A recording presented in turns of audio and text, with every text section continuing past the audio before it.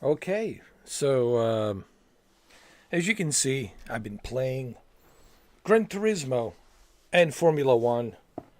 I'm done with Formula One 24. Uh, I accomplished, you know, all there is to accomplish on Formula One. Um, F2 and F1, I finished it, conquered it on a normal difficulty. Um, I think I did pretty good, honestly. If you watch those live streams, uh, I think it was pure perfection, my honest opinion.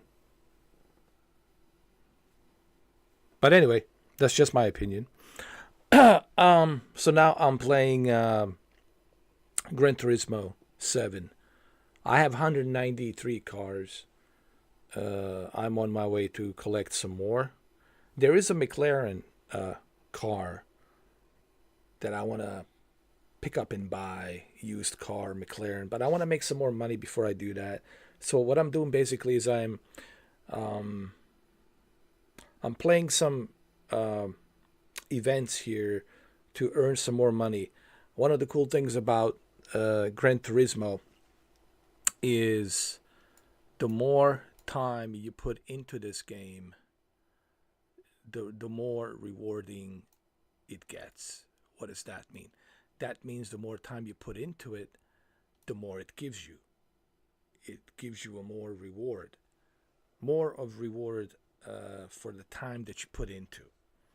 And to me, that's one of the reasons why I'm so fascinated by uh, Gran Turismo 7. I also have been playing Gran Turismo 6 on my PlayStation 3 Fat, and on that game there is over 1,200 cars to be collected. I mean, 12. I mean, just think about that number. Just Gran Turismo 6 alone.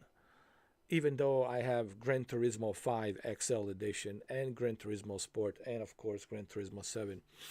But when you look at Gran Turismo 6 alone, over 1,200 cars, um, that's 1,200 cars. I mean, what more do you need? Uh, do you need any more than that? you know, I mean, for me, even 200 cars, it's like it's crazy when you think about it. So we're streaming this in 1440p. It's a Saturday morning, 10 o'clock, and let's go ahead. Let's do this, shall we? Let's not waste any time. Let's make some money and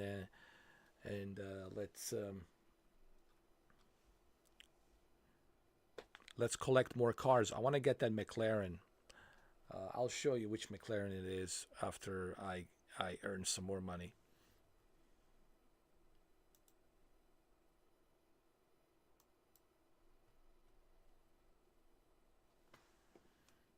Okay.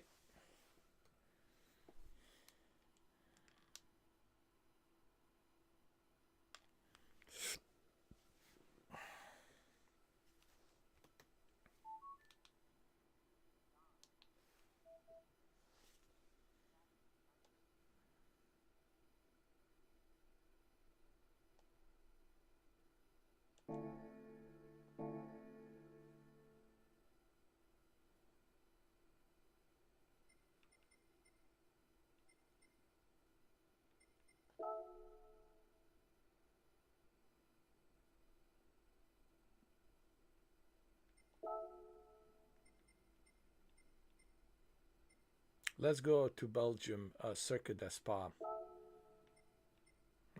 Let's do a quick race.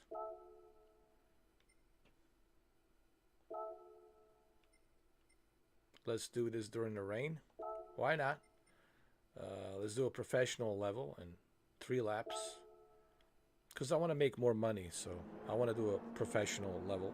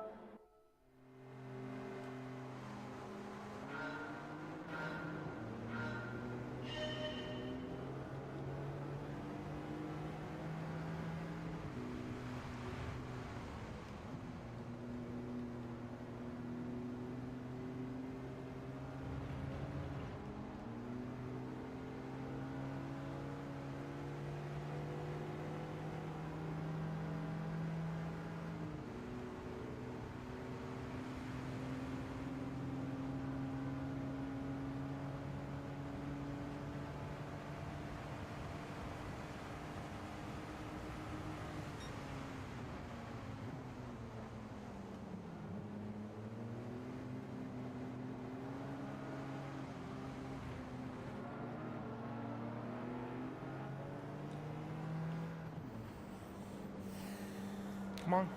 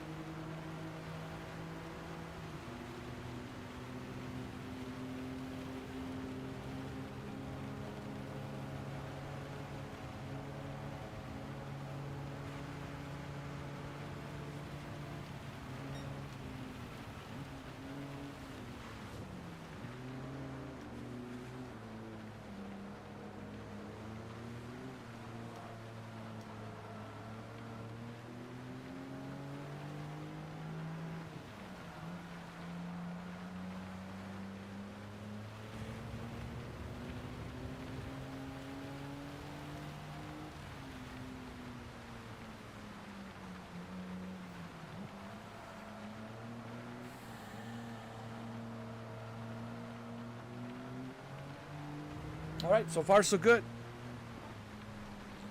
5th place. It's a little bit slippery, but I still got it, you know.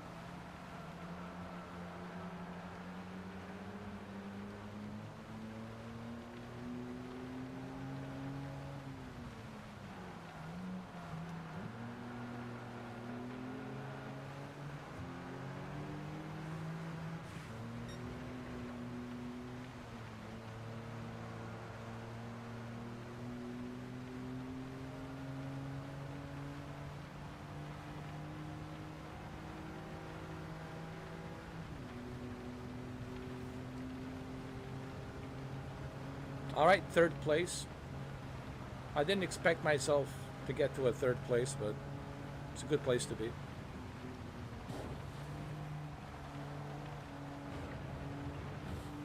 I'm using BMW Z4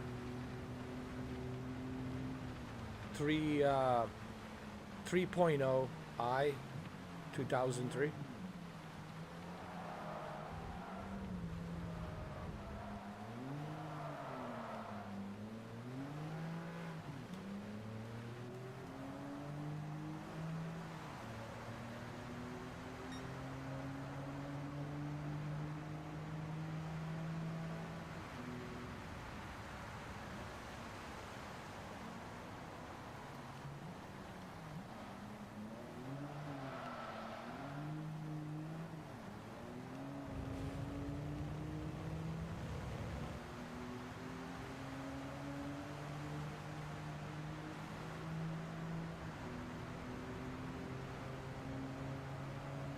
Here we go. 3rd place. This is the final lap.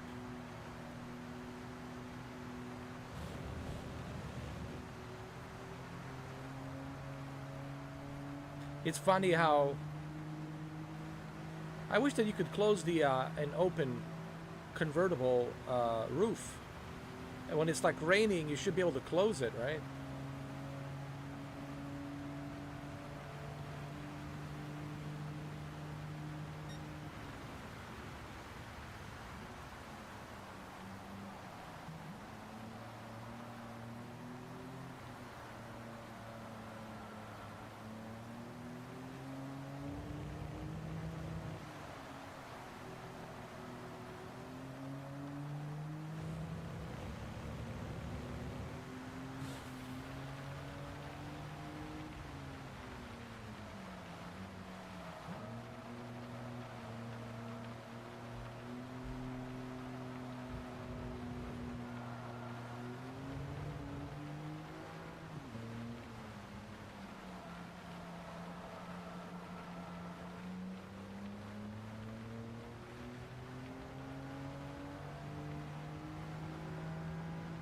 All right, final lap. Hey, 3rd place. I didn't really think I was going to get to a 3rd place, but hey.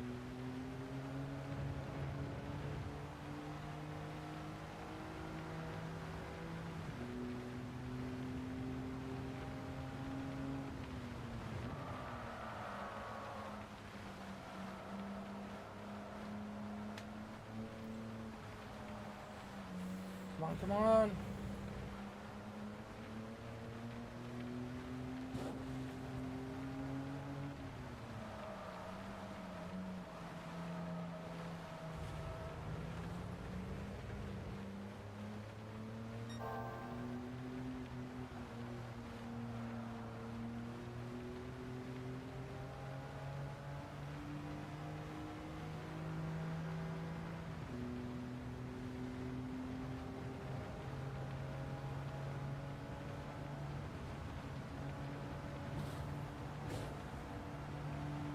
Gotta watch out for those puddles.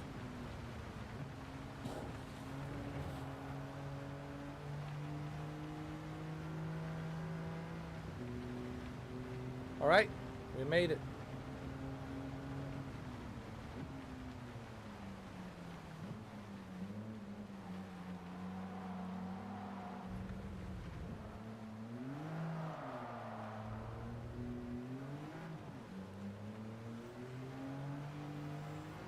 Come on. There we go. Nice.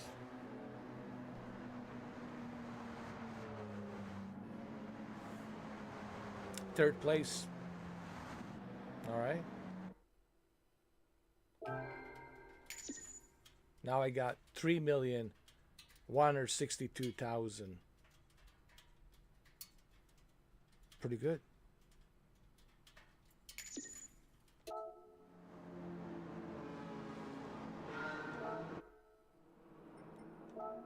All right, let me just show you what car I want to buy.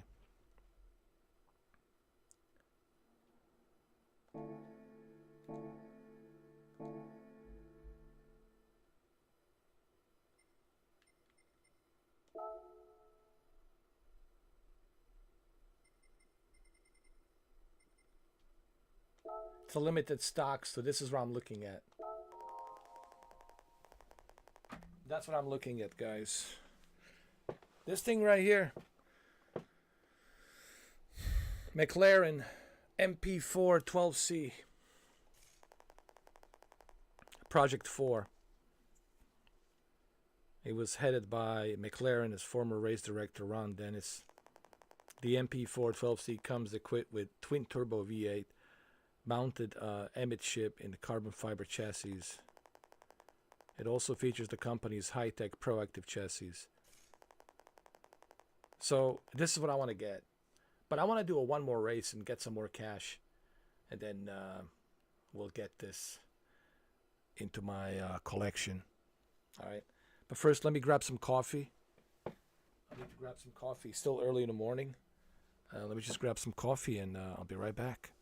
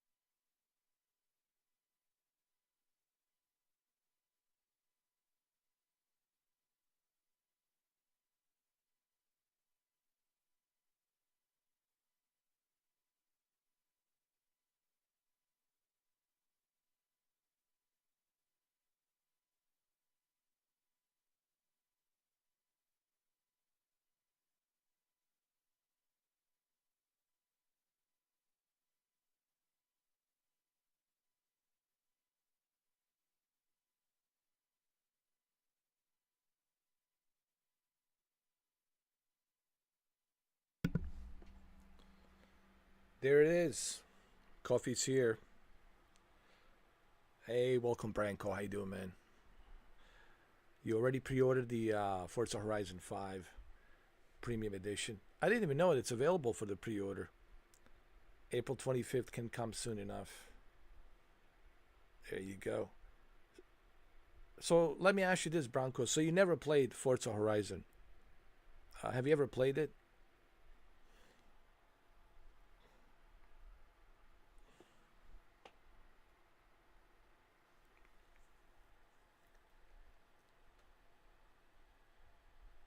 What's up, Shuki? Welcome, dude. I'm still waking up. Holy fuck, dude. I'm still trying to wake up. This coffee. Wasn't the McLaren featured in Project Gotham Racing or I think it was featured in Project Gotham Racing. Wait, it was featured in Forza Horizon, wasn't it? On the cover of Forza Horizon.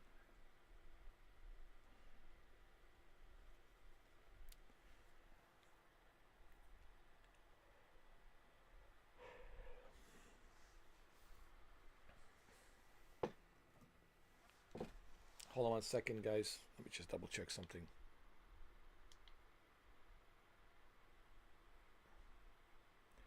I've been playing Gran Turismo 7 in the past like 50 minutes, and I was like, man, I have to stream this because I'm already getting like 3 million. I already got the 3,162,000. So I've been playing some weekly challenges. I also done the weekly challenge with Tokyo Tokyo Expressway. I've done that,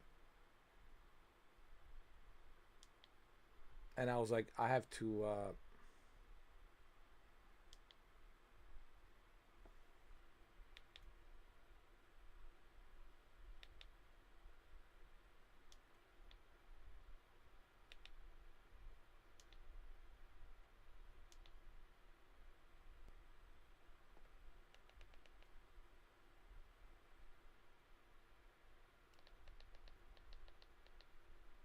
I was like, I have to live stream. You played Forza Horizon 1 on 360, and that was your last Forza game. Oh shit, man. Oh, dude, you're in for a treat. You're in for a treat, Bronco. Because Forza Horizon 5, it's one of their best. However, I heard that it's a different team working on a transition to PS5. It's not Turn 10. Turn 10, it's still supervising, but it's a different developer, according to Ryan McCaffrey. It's a different developer that's transitioning it to PS5. So that's also kind of exciting because I want to see what this new team that's under supervision of Turn 10, what they're going to do. Are they going to implement something better? Are they going to take the advantage of PS5 Pro? Yeah, so it's interesting to see.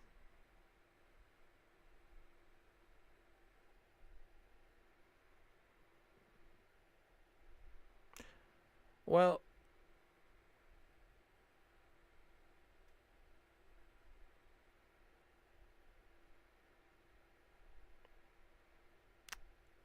you got to remember, Forza Horizon 5, it's arcade as well.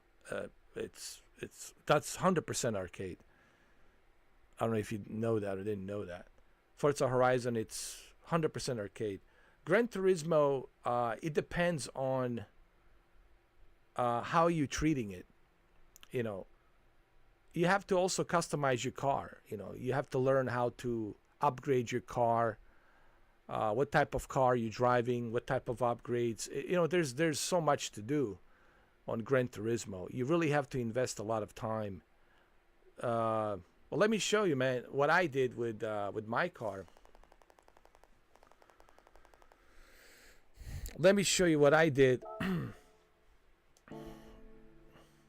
It all depends on the settings. It also depends on how did you upgrade your car. You know how long it took me to upgrade my car? Let me show you.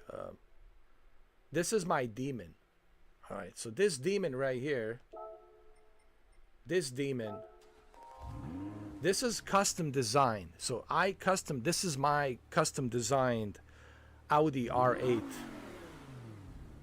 It has 896 horsepower, 4-wheel drive, turbocharged. So, and I'll show you how good this car is. I can maybe give you one example here. We'll go to Nürburgring. We'll go to like probably, I don't know, Nürburgring, and we'll go to like the most difficult track that we can possibly choose. And you will see just how good, like, and how stable this car is. We'll do a quick race. I mean, we might even sweeten the deal and go to 15 miles. And we'll use the GT Sophie. We're not even using regular AI. We'll just use GT Sophie, which is even higher AI.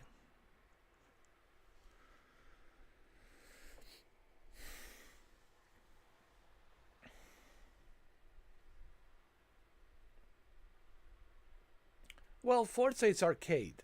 It's more arcade. So you like more of like arcade games. I see what you're saying.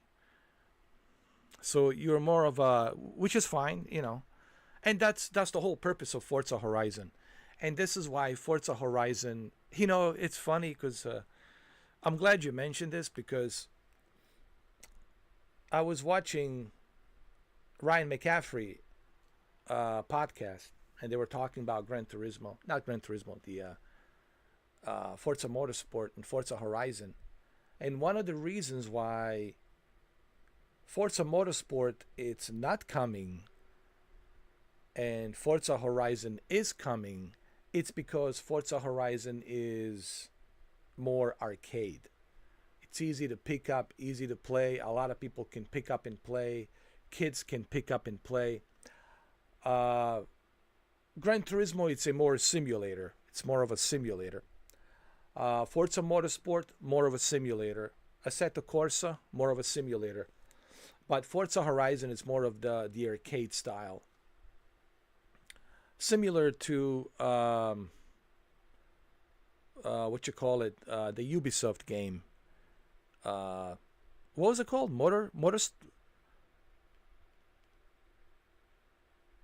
What was it called? The Ubisoft game?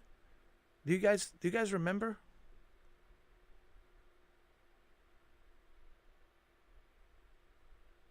I can't remember, dude. What was it called? Anyway, the Crew. Yeah, the Crew. Jesus Christ. the Crew. The Crew. So it's more like the Crew.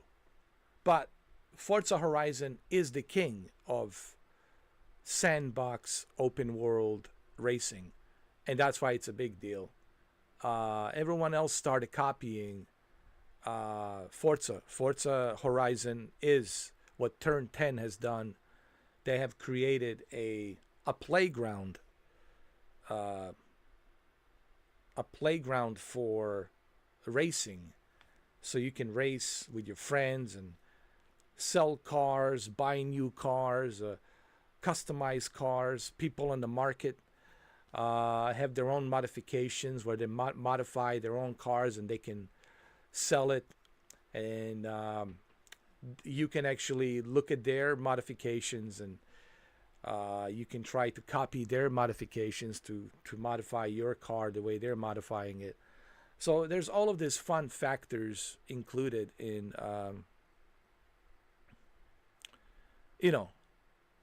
in Forza Horizon. So Forza Horizon it's a fun arcade, and that's what I did when I was playing it. Oh my god. This is 5 years ago, 2021. No, 4 years ago, 2021. When I was playing it with my old crew. I had an old crew on my YouTube channel. Then we had a falling out. I don't want to get into the whole thing, into the whole drama, but we had a falling out. But my old crew, we played it like righteously, man, every day. And we had so much fun, man. We had so much fun with Forza Horizon 5. And it's still fun, dude. Friend of mine, Pedro, he had like 700 cars that he collected. Well, even you, holy shit, both you and Pedro, what the hell?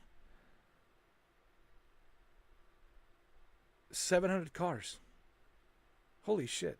Shuki, both you and Pedro. Anyway, me and my old friend Pedro, me and him had a falling out as well, Everyone has a falling out with me, man, Welcome to my world. You know, it's like a Fallout, Mr. 4K Fallout. So I'm kind of excited to see if they're going to bring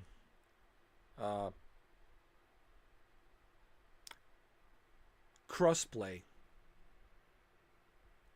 with Xbox, PC, and then of course PlayStation. I think that they will bring the crossplay because I think that's what's going to make it honestly so amazing. It's the crossplay.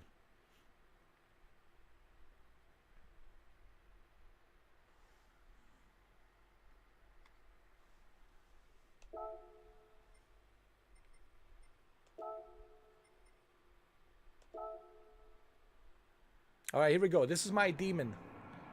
This is my demon.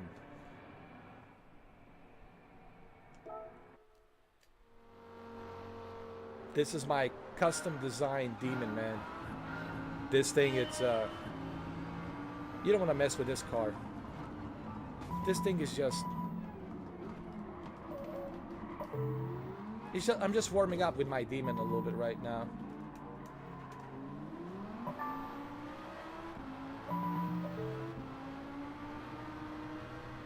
Right, my demon's just warming up. It's just a little warm up. Even the Sophie AI is like, oh my god, demon is here. It's my Audi RA demon.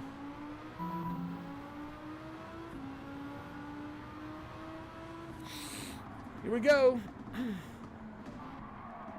Watch out for that demon. What was your Porsche 911 called, Shuki?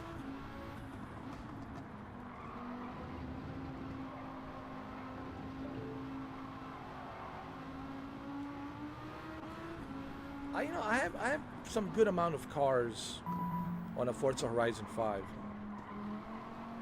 But to be honest, I never spent too much time playing it because I was busy playing other things.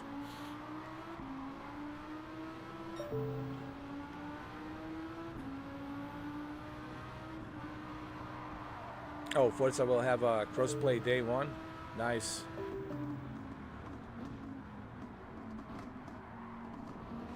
Well, that makes it even better, though. So no matter where you're playing, you could be on the Xbox and you can play against the PlayStation fans. Or you could be on the PC, you can play against both PC, Xbox, and PlayStation. And then, don't be surprised if Forza Horizon 5 comes to Nintendo Switch too. And now you'll be able to play it. Wow, dude. Xbox, PlayStation, PC, and Nintendo Switch too. That will be crazy, dude.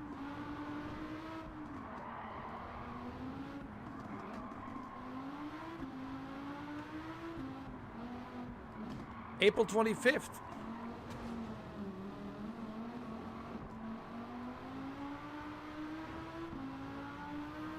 I guess I'll have to sign up for that PlayStation Plus again. Oh my goodness.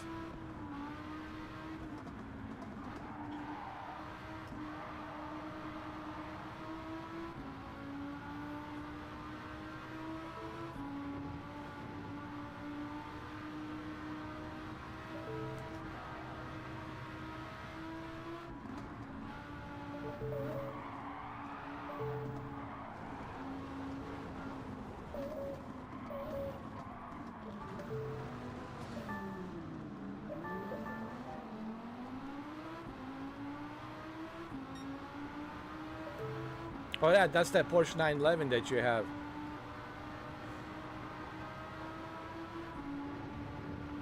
What do you call it again? To me, it's just like a... I call it 7-Up, man. 7-Up. That's the Porsche 911 7-Up.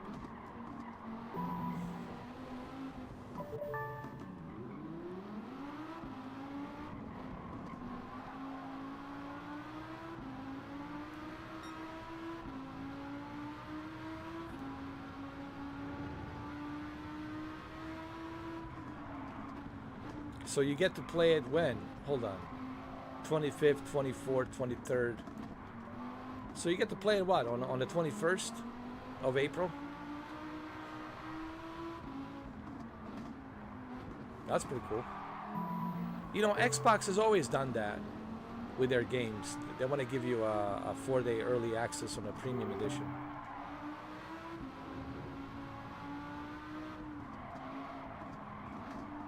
But imagine how cool it would be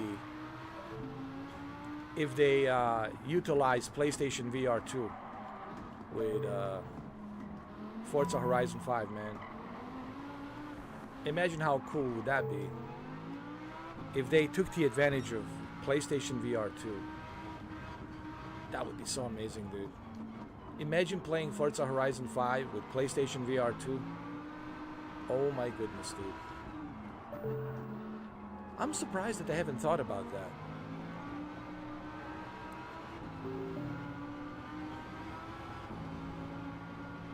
You see, you guys are racing fans, I can tell. You see, you gotta remember, as a YouTuber as I am, I have to play variety. You know, that's my problem. You know, while you guys just have to play one thing only. See, I can't do that.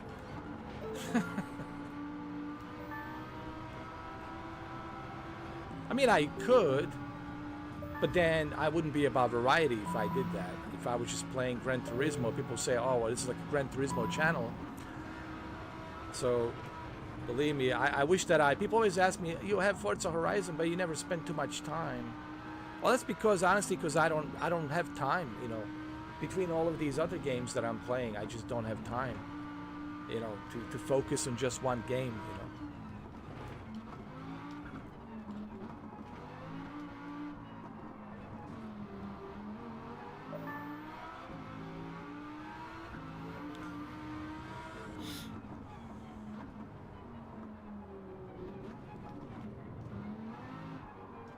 Hopefully they will include 1 month free membership of PlayStation Plus on the Forza Horizon 5. I don't know, man. I'm still bitter with PlayStation and Sony.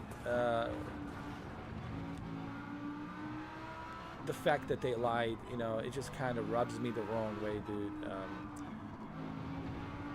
They lied to me. They lied to everyone. I know, but it's like, why would you say that you're going to give 5-day extension and then you don't live up to it? I just don't understand that, man. Like, I don't understand why these companies feel the need to lie. Like, you don't have to lie, just don't say anything, you know? Don't make any promises, and that's it.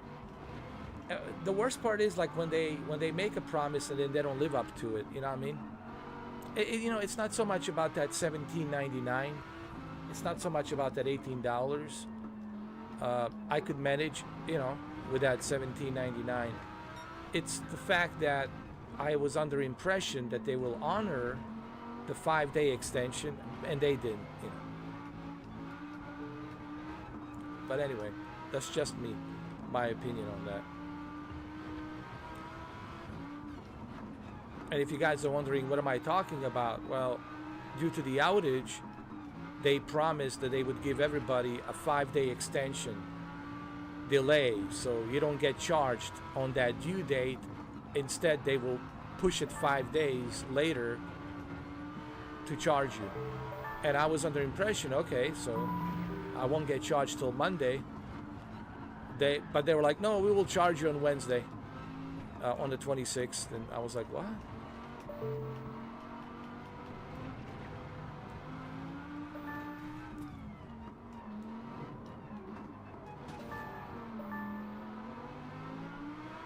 But anyway, Sony lied. It is what it is. It won't be the first, it won't be the last that Sony has lied to us.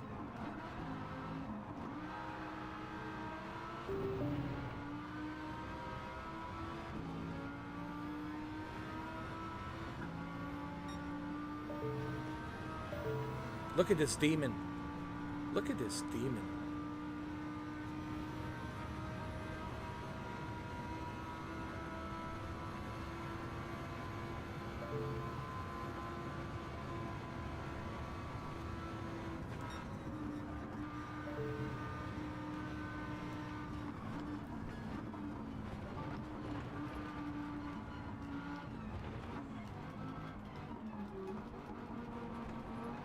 And this is against a very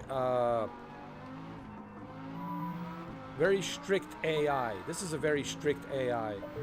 This is Sophie. And here I am. I managed to get to the 11th place. Not bad. With my poor little demon.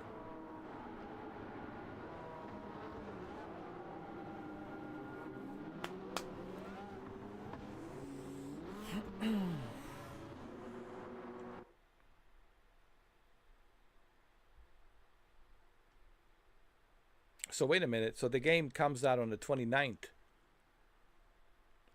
Standard edition comes out on 29th.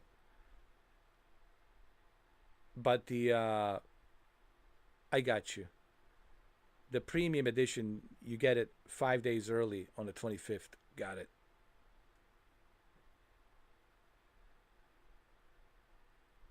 Got it. Got it.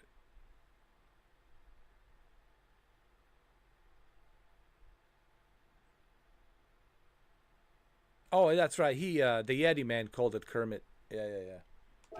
That's right. I don't know. I just call it like what did I call it?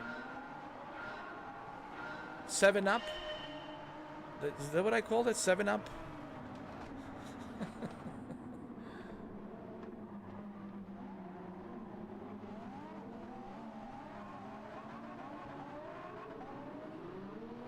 Yeah, I think so. Indiana Jones and the Great Circle. Indiana Jones. It's a good game, but the combat, man. I gotta be honest. The combat is just. You will not like the combat. I mean, I was really like frustrated with the combat with Indiana Jones. If you watch my live stream, you will see the kind of like frustration I had with the combat. So I don't think you will like the combat, honestly, because it's kind of sluggish. It's not really like smooth, but you'll see what I mean. I mean, the game is great. The game is great. It has a great story, great acting, great voice by Troy Baker as Harrison Ford, young Harrison Ford. But it's just the combat was like so sluggish, and it was frustrating. Trust me. It was.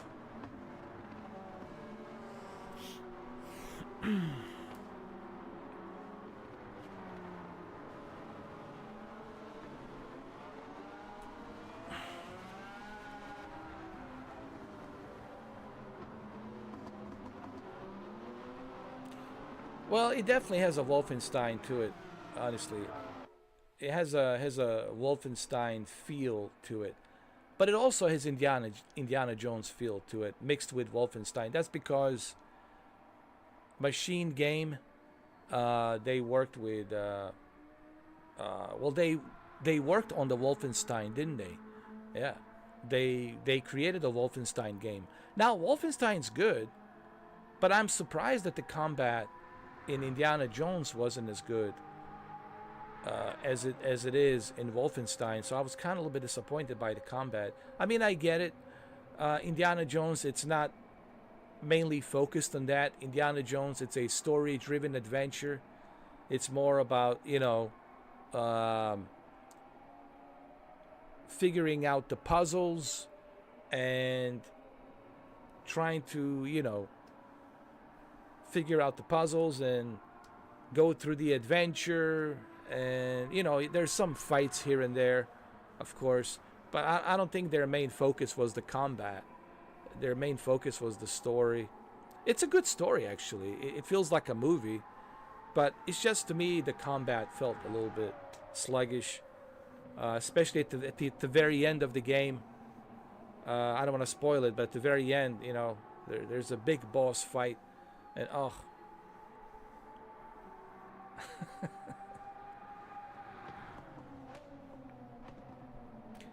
Yeah, it's they should have given everyone an option for a third person. I think every game should have a third person option. Look at, for example, well, look at Avowed. Avowed has an option of third person and first person. And I think that's great. Grand Theft Auto has the option of first person and third person. Red Dead Redemption 2, Red Dead Redemption 2 has the option of first person and third person. I think every game should have that option. Let the player choose how they want to play. I always like choices, man. Having a choice in the game, to me, it's a must. It's a must-have. Let the players choose how they want to play. Just like your TV, right? Your picture settings. You know, like my picture settings on this TV, right? I have my sharpness at 15, my super resolution at medium, my noise reduction at medium, my MPEG noise reduction at medium, my smooth gradation at medium. But you know what?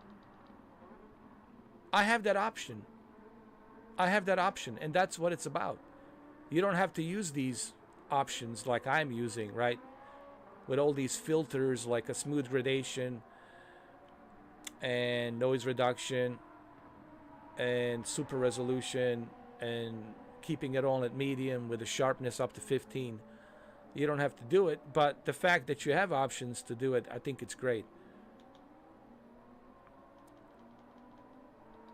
You know, at the end of the day, that's to me what it's all about, you know.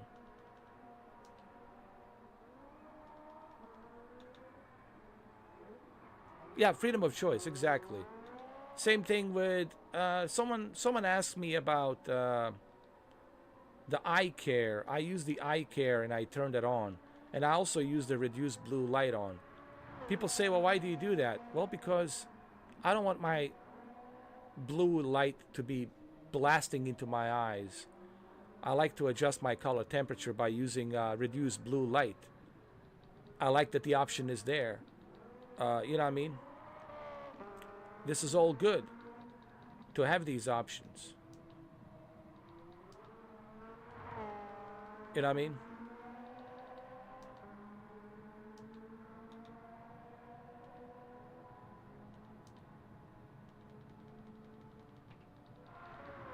But that's just me, you know. Motion eye care, I keep it on turned on, you know. People don't have to use it, but I use it. So it's like having options. I know I'm using television, you know, I'm talking about the television, but I like having options on my TV. This is one of the things I like about the LG. It's all of these options that the LG gives you. Even though you don't have to use it, no one's forcing you to use it, but knowing that you have that option, I think it's always a great bonus. Knowing that the manufacturer of the TV, it's kind of giving you that option. Like Motion Eye Care. Oh, why are you using Motion Eye Care? Don't you want the peak brightness on HDR?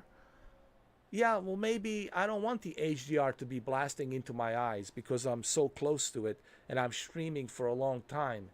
Maybe I want to have my Motion Eye Care turned on. So, having an options, it's always a good thing. You know. And I do have my Motion Eye Care turned on. Believe me, man.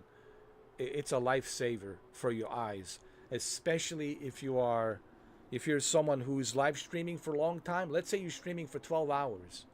Dude, 12 hours of that peak brightness and the blue light blasting into your eyes, you're damaging your eyeballs, dude. So you got to think about your eyes. You got to think about, you know, your health. So Motion Eye Care turned on, that's a good thing that we have that. You know what I mean?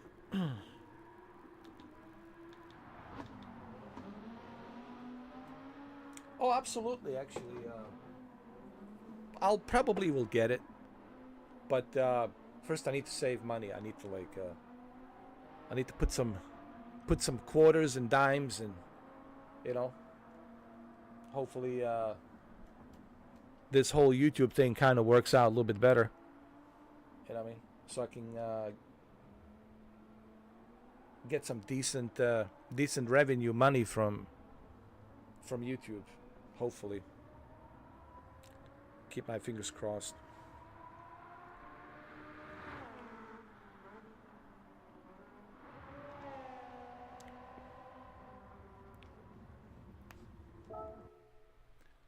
All right, let's go buy this car, McLaren. Where is it?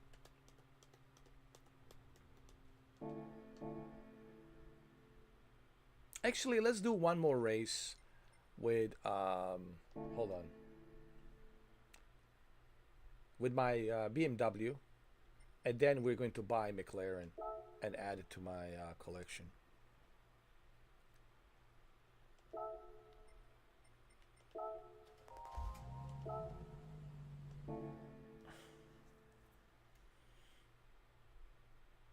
But most likely I will buy it.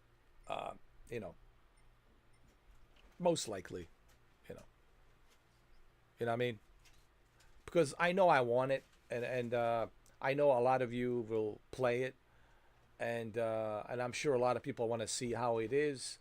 It'll be great for the YouTube content, you know, and also it will bring even more people to play. I just hope that there's no issues with the servers, but I do want to emphasize to everybody, and even to you, Branko, don't be surprised if on the 25th, especially the 29th, if there's issues with the server because of the capacity and the amount of people that will want to play it. It's going to be ridiculous. So hopefully the servers will be running smooth. Hopefully there won't be any issues with the servers, because the amount of people that you will have right now with both PlayStation and the Xbox, it's going to be like, but between PC, Xbox, and a PlayStation, oh my goodness. I mean, we're looking at like some ridiculous numbers of people playing it on a PlayStation. So hopefully there's no issues with the server, but there's a possibility. So if it happens, people shouldn't be surprised. I hope it doesn't, and if it does, it will suck, but I don't think it will. So I don't know. I always listen. I have low expectations, Bronco. Listen, I've learned my lesson the hard way. I always have low expectations with games such as Test Drive Unlimited, and I'm sure Shuki knows about it. With games like Callisto Protocol and many other games in the past, you know, you have to have those low expectations, because if you don't and you get on that hype train, it's going to feel really bad. Like, you're going to feel really bad because your expectations were building up, building up, building up. And then finally, when you get to that day, to that release date, and then finally it's like, oh shit, the servers are not working. I can't access the game. What the hell, Forza? What the hell, Microsoft? What the hell, Sony? I paid for this premium edition. I can't access. I hope that doesn't happen. But Bronco, you have to keep in mind, there's a good possibility chance of that happening. You have to be, I hope it doesn't, but you have to be prepared. The reason I say you have to be prepared, because the amount of people that will want to play that game, it's going to be ridiculous. Hopefully they're preparing servers. Hopefully they're working with Sony to have dedicated servers, because, man, it's going to be bananas and coconuts on that day when it's released on the 25th of April.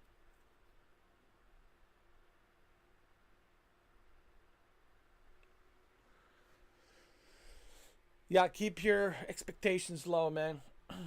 at all times. All right, let's go buy this car.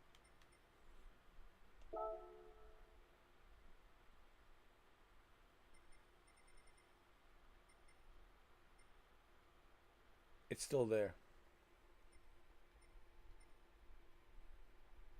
Okay, I will buy it as long as. Let me finish this one race and then I will buy it. Hold on. Because I want to have a 1 million. I mean, not 1 million, 3 million credits left. So I'm going to do one more race. And then I'm going to purchase that McLaren. That limited edition McLaren. Alright, so let's do this. Let's go to Switzerland. Hold on.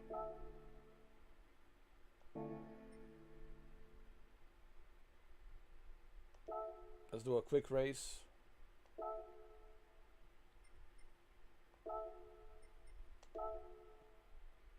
There we go. Well, there you go. You can play offline. There you go. Even better. That's right, you can play offline, so you don't have to worry about it. Oh, that's even better, dude. I forgot. You can play it offline, so. Even better, dude.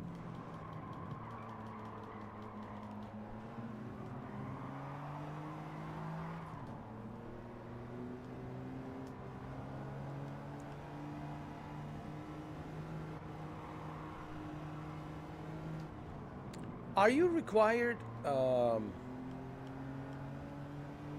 does anybody know, are you required to have a PlayStation Plus membership to play Forza Horizon 5? Do you guys know? I mean, to play it online, do you have to have a PlayStation Plus membership? Is it required for Forza Horizon 5? I know on Gran Turismo you have to have a PlayStation Plus membership, but I'm not sure. Do you have to have a PlayStation Plus membership for Forza Horizon?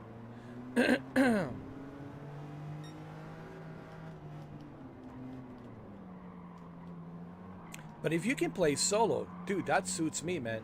But listen, I don't want to play solo. I want to play with you guys. That's the fun part, you know. The whole fun part about Forza Horizon, it's a social aspect. That's what makes it fun. What made Forza Horizon, as you know, Bronco, what made it so unique, it's the social aspect of it.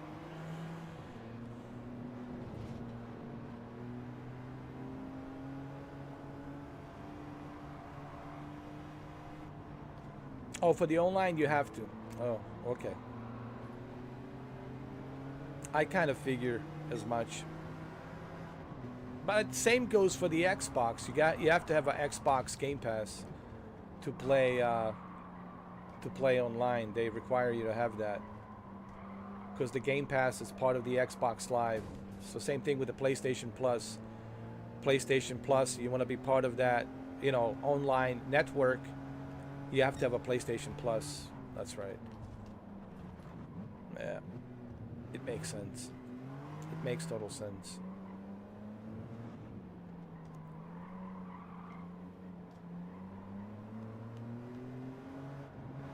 But I love the fact that you can play offline, dude. That's pretty cool. Even if the service goes down, you can still play offline, unlike Test Drive Unlimited. Oh God, let's not even talk about Test Drive Unlimited. Ugh.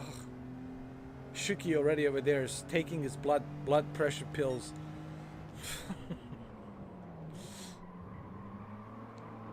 What a disappointment, huh? Test Drive Unlimited. What a disappointment, man. You know, I honestly gave that game my, you know, I spent the entire month of September and the first week of October, and that's where me and Shuki met. So I dedicated over 237 hours on Test Drive Unlimited, and man, what a disappointment. What a disappointment, man. I know. I see. You know what it is, man. I have this like how do I call this?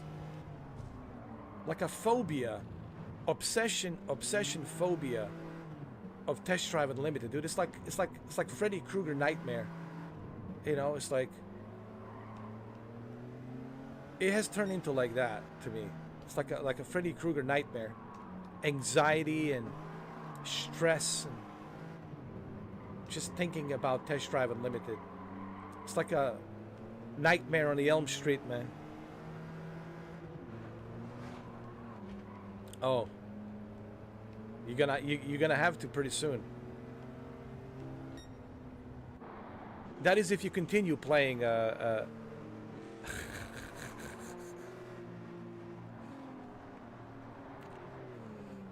Oh, the communities in Forza Horizon are top notch, man. They're top notch. Dude, there's so many modifications. There's so many like liveries. I've seen all kinds of liveries. I've seen from police cars liveries to fire rescue liveries. I've seen all kinds of liveries, taxi liveries. Yo, dude, I mean, the community, it's like huge. They create so many cool things, and yeah, community in Forza Horizon, it's amazing, and it will be even more amazing once it's released on PlayStation.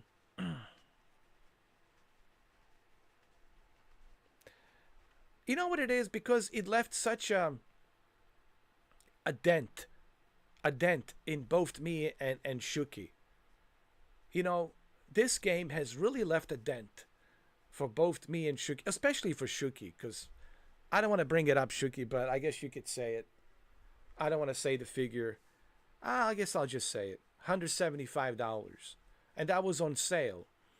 Okay? That was him buying it on sale. All right?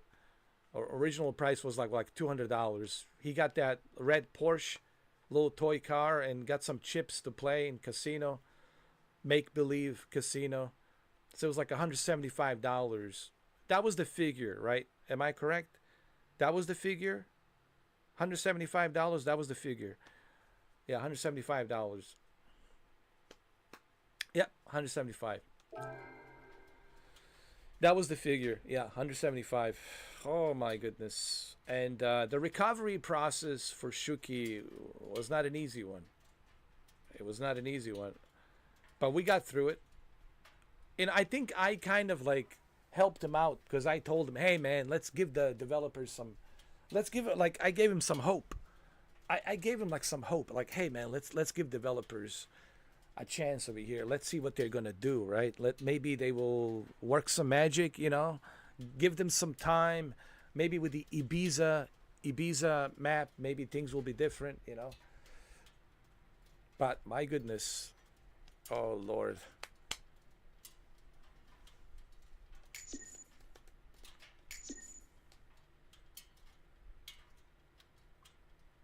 But that's the interesting part, man, because they're good at like World Rally Championships, and they screwed it up. They screwed up so badly. And one of the guys was a creative director that said, or it was the other guy. I think it was a creative director. He said, he basically said that we don't know how to do like server cloud type games. Like we were never good at that. Isn't that what he said on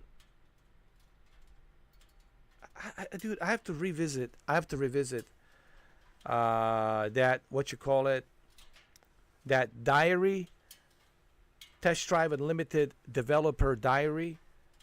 I have to watch that again. And I could swear that he said, like, he says we're not good at like creating cloud server type games. And what goes through my mind is like, well, if you're not good at creating cloud server type games, so then why would you, like, live service games? He says we're not good at creating live service games. And if you're not good at creating live service games, So why would you go ahead and make one? Why not just stick to the original Test Drive Unlimited 2 and just do it offline, single player experience, or maybe a co-op experience?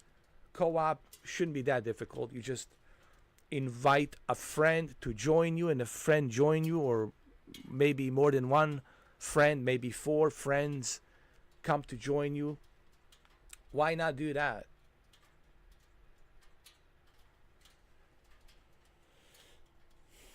Yeah, dude. So, like, I never understood like their explanation. You know,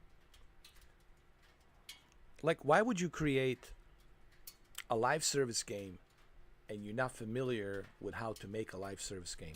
Why not just stick to Test Drive Unlimited 2 on Xbox 360? Remember? Test Drive Unlimited 2, it was just a single player experience. I think they might have been some co-op where other friends can join you to check your house, to check your collection, right? There was NPCs, there was characters you can talk to, and they had a story. You could even have a girlfriend, dude, in a game, and have a house and a girlfriend and all of that. It was like a Sims driving experience, dude. But yeah, this Test Drive Unlimited was just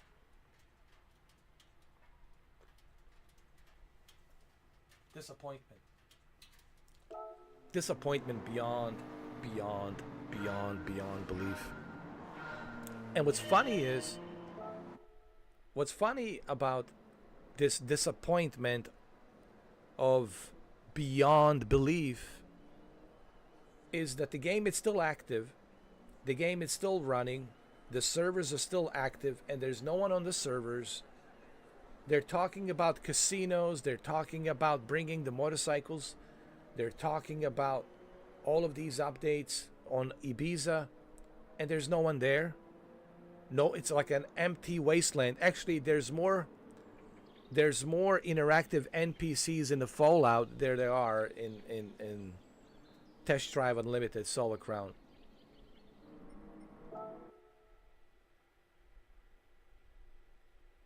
I'm telling you, man. It's beyond belief, man. Test Drive Unlimited, it's beyond belief.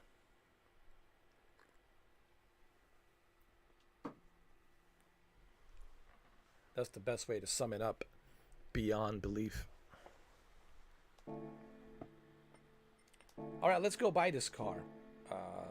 McLaren. Where is it? Where's my McLaren? Here we go. Now I will have 194 cars. Limited stock. Buy it now. Limited stock. We're going to buy it. And I'm still going to have 3 million. And we're going to use this car to make some money off of it. Here we go. Limited stock. Got it. Now we have 194 cars. There we go.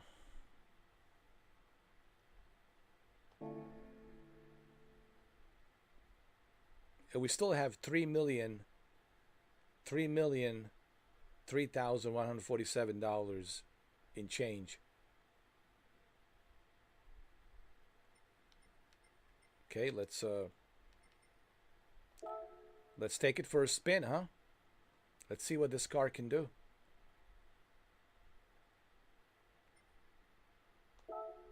Let's take it to my favorite Nürburgring track during the rain. Professional level. Let's go. Let's see what this bad boy can do.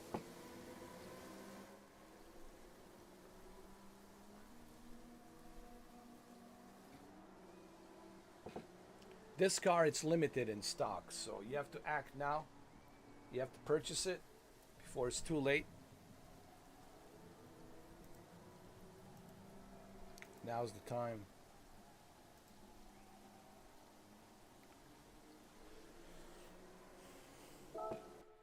Here we go.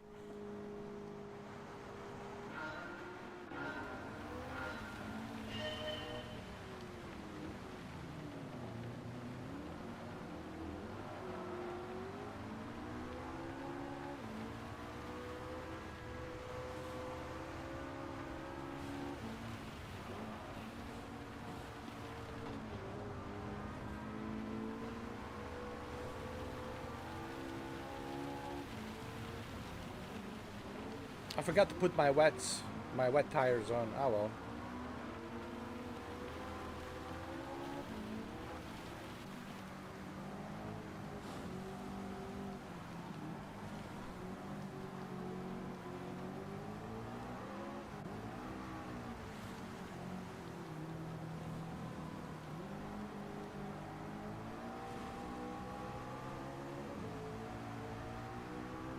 Come on, McLaren.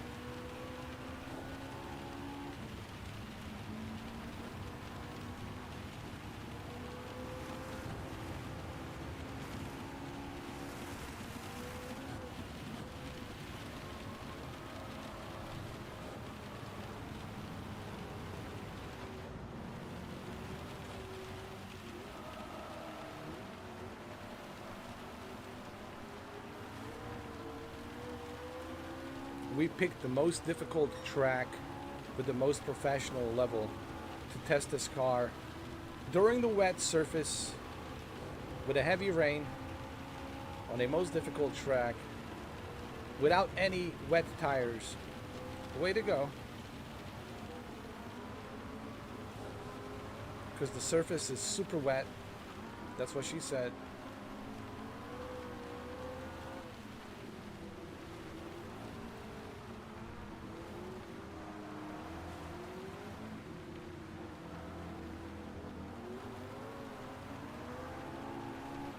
Come on, come on.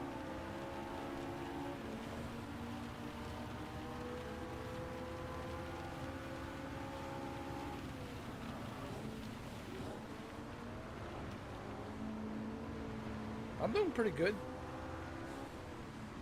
Not bad. This is a good. It's McLaren, dude. It's a pretty good car.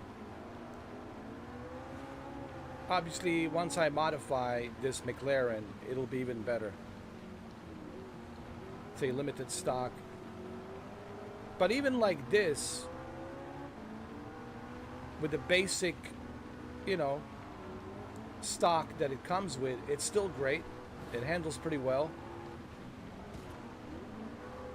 But it can handle even more better.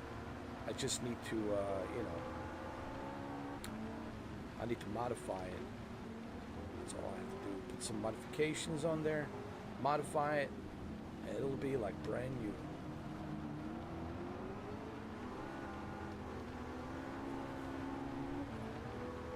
It has 56,000 miles on there, but it runs good.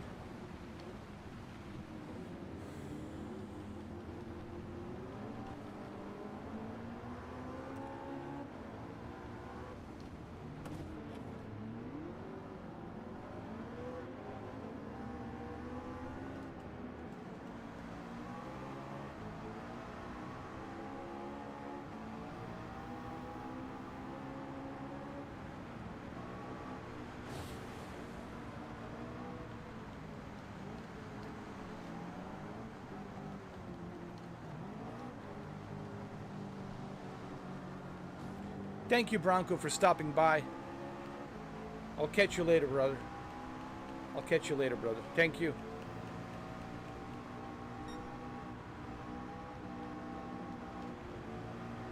Hopefully, we'll be able to play together once the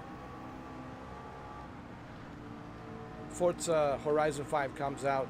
If you're looking to add me, it's under Edo79 on the PlayStation. Just let me know who you are.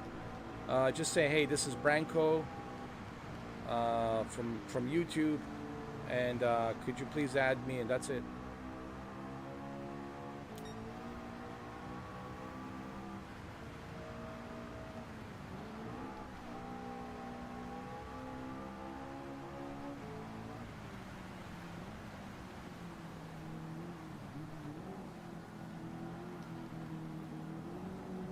Look at this Dodge Viper, GTS 13. I need to collect this as well.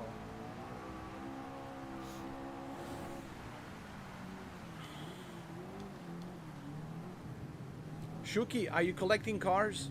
Is that what you're doing right now?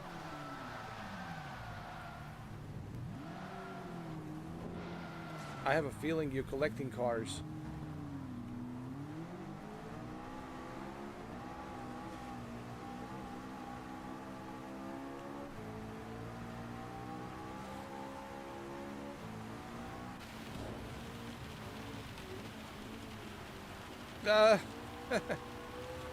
Well, the beauty about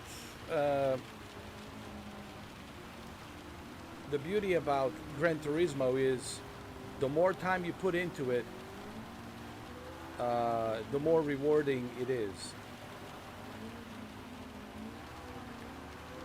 So it's always easy to make money. It's always easy to save money and buy new cars.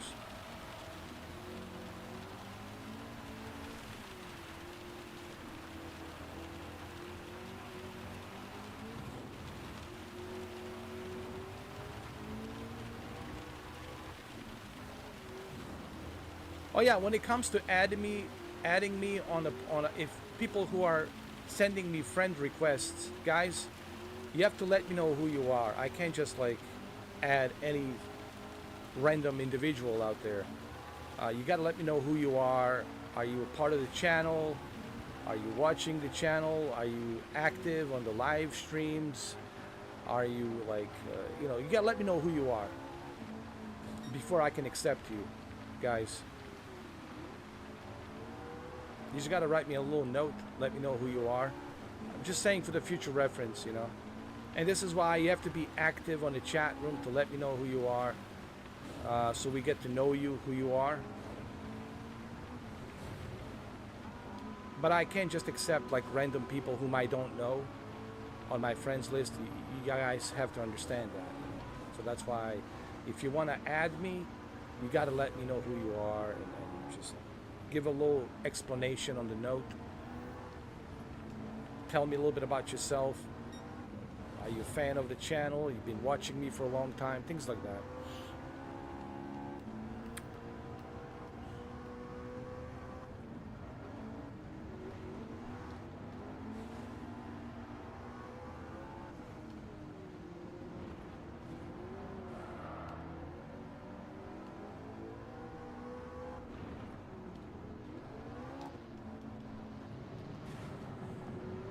Because I have so many pending friend requests. I got over like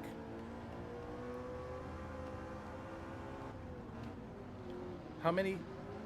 Like 30 friend requests, but I don't know any of those individuals. It's like, man, I don't know you. I mean, I can't just, you know, add you on there. You know?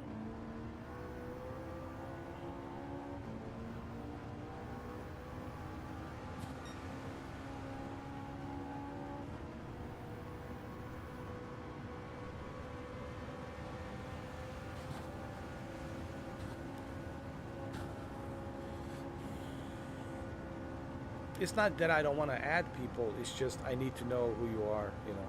I always tell people.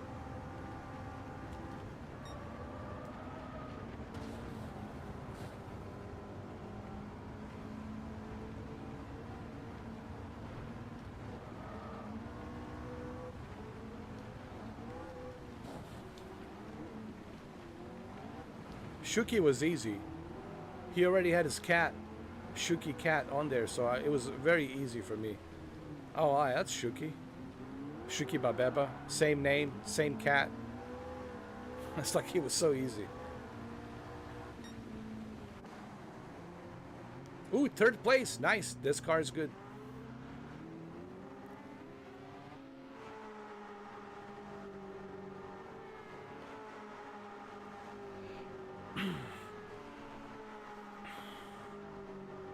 I know Shuki's everywhere, man.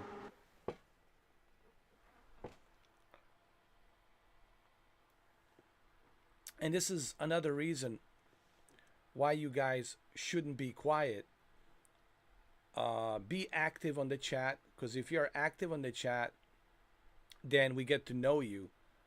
But when you're not active on the chat, when you're just being quiet, well, then you can't expect me to add you as a friend if I don't know you, dude. Like, that's why you have to be active, like, Branco is. And the other guy, what was his name? Chris something, Chris Connell or Chris Connell or something like that. He's pretty cool. We were talking about the Doom. He was here. He was hanging out with me and Jose. I think Chris Connell or something like that. Like, no one's gonna block you for no reason. Shuki's not gonna block you for no reason. But if you're acting like a clown, if you like, writing stupid stuff and some stupid nonsense, then yeah, you'll give Shuki no other option other than just sharpen his claws and do his thing, do his Wolverine thing. Yes, he's alive and well in the digital world.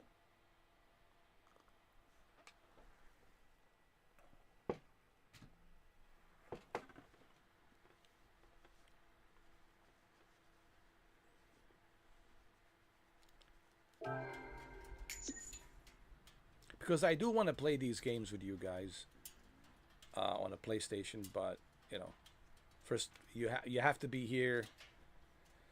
You have to socialize with me and Shuki and others. If you're not doing that, then we don't know who you are. Then it's like, who are you? But when you're in the chat, when you're talking, when you're socializing, then we know who you are. And then if you turn out to be a cool guy, like I just said, Branco's cool, Chris Connell, he's pretty cool. When I was playing Doom, he likes Doom. I was playing Doom 3. He was on my live stream. He's pretty cool. Like GT Samuel, I'm doing good. Like if GT sends me a friend request and he tells me, hey, it's me, GT Samuel, yeah, I'll add him. But individuals whom I don't know, obviously I cannot just accept them as friends. Clearly.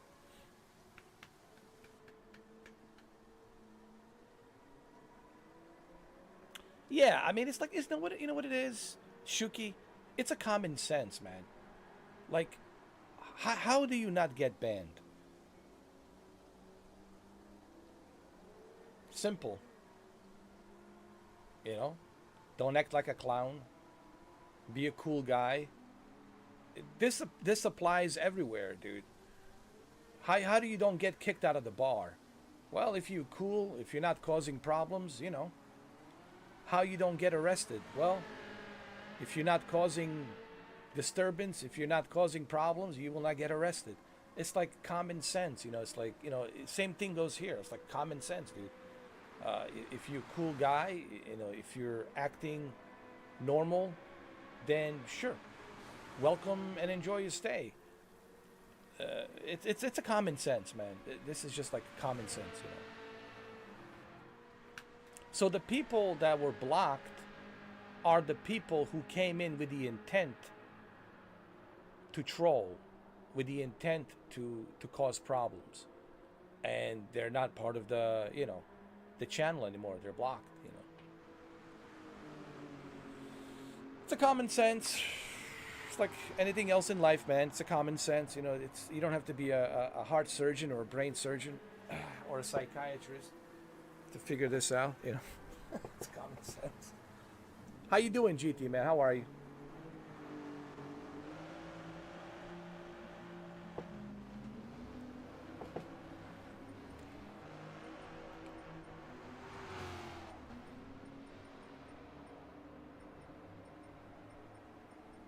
Or like, don't be jealous if I'm really good at something. If I'm good at Formula One and you're jealous, that I'm good at the game. Well, if you want to show me that you're better than me in Formula One, well then go out there and live stream and show me how good you are, right? And I mean, I've proven it. I've done 4 live streams of Formula One, and I've proven that I'm good. I only made one mistake. I cut corner on that one track, and it was a warning, cutting the corner, warning. That's all I had in my entire career of F2 and F1. Everything else was consecutive wins, non-stop winning, you know. And then somebody gets butthurt because of their ego. Oh, why is he so good at this game? Because I'm good, you know. Some games I'm good at, some games I'm not good at. I'm not good at Elden Ring, but Formula One I'm really good. I think I've proven that.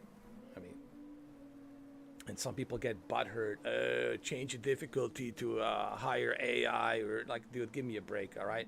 Why don't you do a live stream and you live stream like I live stream, dude, and you show me how good you are. I'm not going to mention his name, but he knows who it is. You see, I'm talking about somebody without even mentioning his name, and he knows who he is. So it's like, dude, like, cut me some slack, all right? And same thing goes for the other guy, the Yeti man, right? Hurry up, play, play, play. Stop reading the coffee thing. Play the game, play the game. It's like, what's the hurry, dude? It's a common sense, guys. It's a common sense. You got to be able to read the room, because you're gonna upset some people. You gotta check yourself before you wreck yourself. You gotta check yourself, dude. What am I saying? What am I typing? What's coming out of my mouth? You know, these are the things, man. You have to be self-aware of these things, bro. And some people, they're not self-aware of what they're typing. They're not self-aware of what they're saying. And then there's consequences. Well, maybe you shouldn't have said that. Well, yeah, maybe you shouldn't have just kept quiet. No. Thank you, GT. I am a car lover. I've always been a car lover, dude. But I do play variety. But yeah, I'm a car lover. Some games I'm good at. Some racing games I'm good at. Like Formula One, I'm good at. Gran Turismo, I'm okay, decent. I'm decent at Gran Turismo. Shuki, it's pretty good. I'm decent. The other guy, whose name I'm not going to mention, we had a falling out. He's pretty good, but you know, it's just his ego, man, was driving me crazy, you know. And him being impatient, being so pushy on my own channel, like, dude, don't ever be pushy on someone else's channel. I'm in charge. I'm the captain of the ship. You're just part of the ride. Your job is just to kick back, relax, let me be the film director. I'm the film director. I'm the one making the calls. You just kick back and enjoy. But no, he had like whatever. I don't know what his deal is. He made me turn into Ray Liotta. May he rest in peace.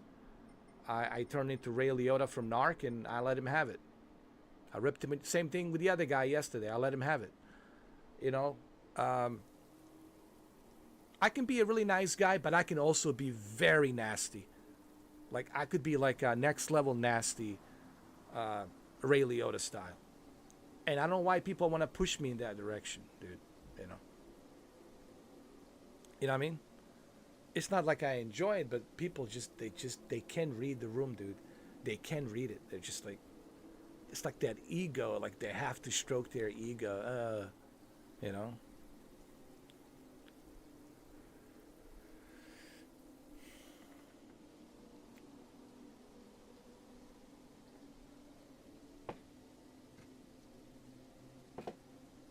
Yeah, I let it go. He also said something to me when we were playing. Remember 200 laps, and I was dropped out of the race. So the only thing I could do was commentate. So I was just commentating.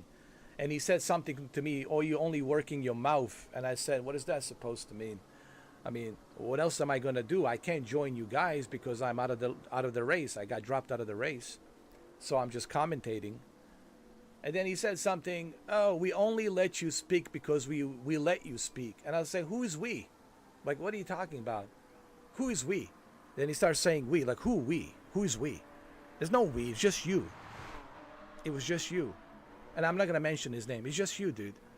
There's no we. It was just you. It's like we only let you speak because we let you speak. Like, who's we? What is it? Some kind of a cult? Some kind of organization I don't know about? You know? So I let it slide. You know, I mean, I gave him enough rope. I gave him enough rope, and he chose to hang himself with that rope. That's what I did. I gave him enough rope to see if he's gonna hang himself, and he did. He hung himself with that fucking rope, you know. And now I'm the bad guy. No, you got blocked because you couldn't keep your ego. You couldn't keep your anus relaxed, and that's why you got blocked. These individuals, they never want to tell you why they get blocked. They just want to play a victim. Oh, he's an asshole. He blocked me. Yeah, but why did I block you? I have to have a reason to block your ass. You know. But they never want to tell you, "Oh, here's why he blocked me." Yeah, you're right. I gave him a lot of chances, dude. I give everybody a chance. But some people, they get butthurt, you know. Anyway, enough about him. Like I said, I gave him enough rope and he hung himself. Figuratively speaking, of course. He didn't hang himself for real, but figuratively speaking, he hung himself and got himself blocked. As the old saying goes, I gave him enough rope and he hung himself. You know? And now he's butthurt, you know?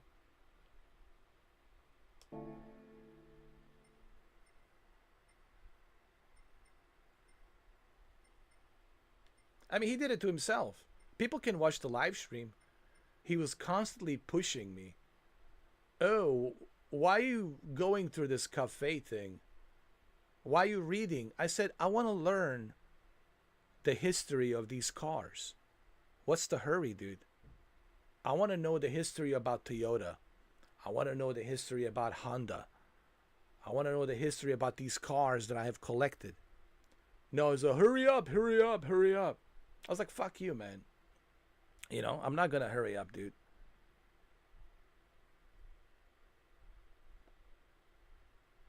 I mean, you know what I'm saying?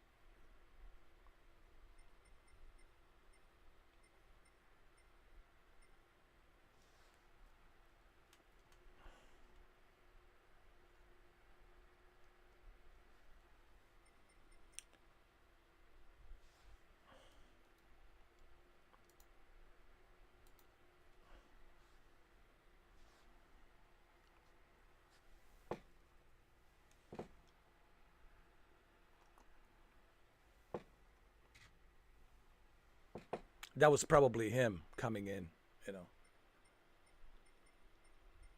Butt hurt. Yeah, here's some more rope, dude. Here's some more rope.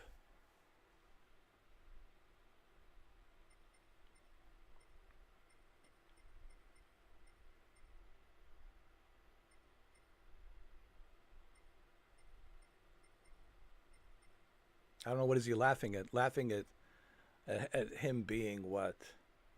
A loser? Natural born loser? Yeah. Yeah, we're all laughing at you being a natural born loser, dude. You're not a Green Reaper. You're just a natural born loser, dude. Nobody gives a fuck about you, dude. No one will ever give a fuck about you.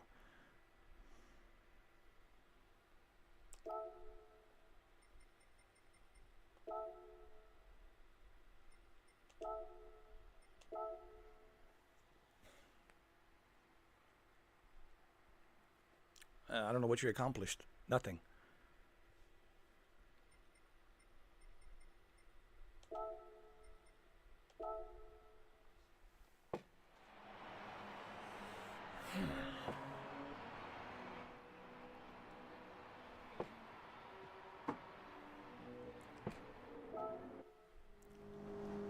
All right, let's make some more money, man.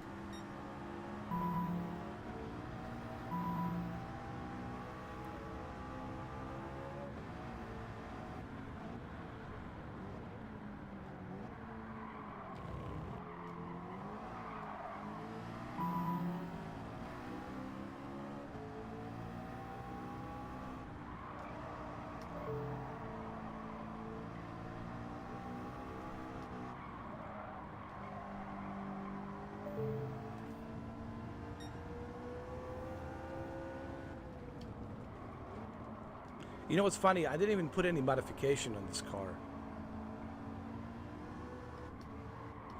And it still runs great.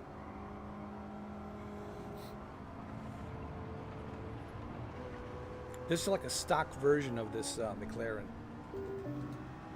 MP4. And it runs great. And this is the AI, man. This is a very strict AI, Sophie. You know, we're like racing against a very strict AI, Sophie.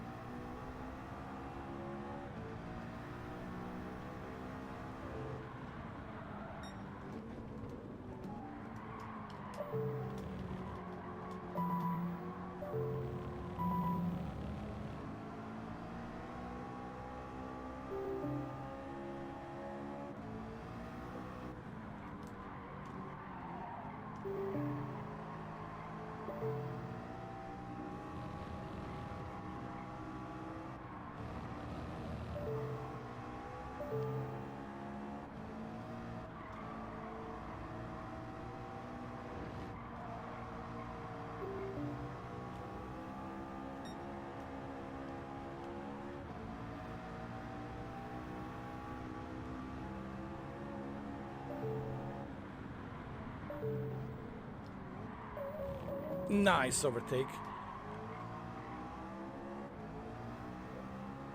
I wonder, do I even have to do any modification on this car? I mean, this car is good as it is, even without the modification.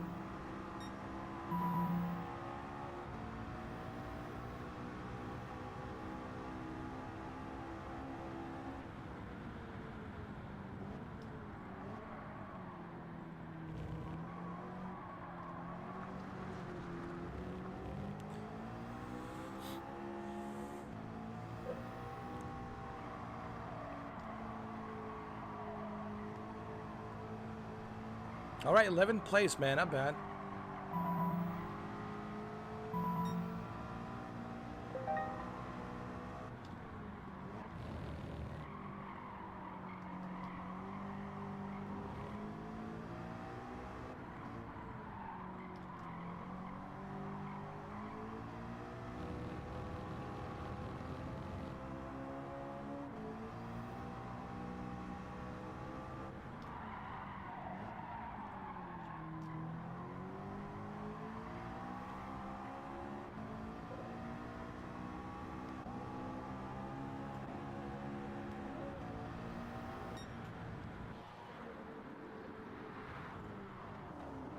Nice. 11th place.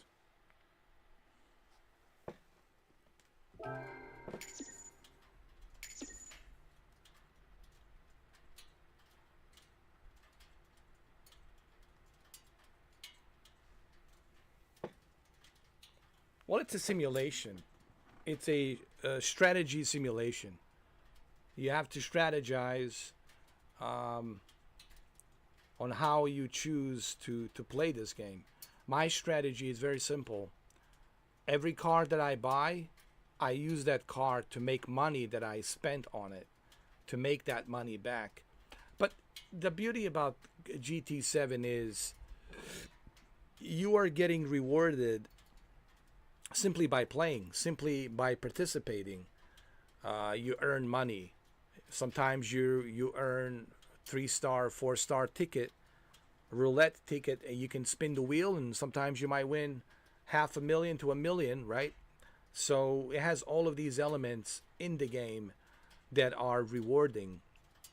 And you don't see that many racing games that actually do that, that give you such a reward just for participating. And I think that's the beauty about Gran Turismo and Polyphony Digital that really makes it great, is the ability to earn credits just simply by participating.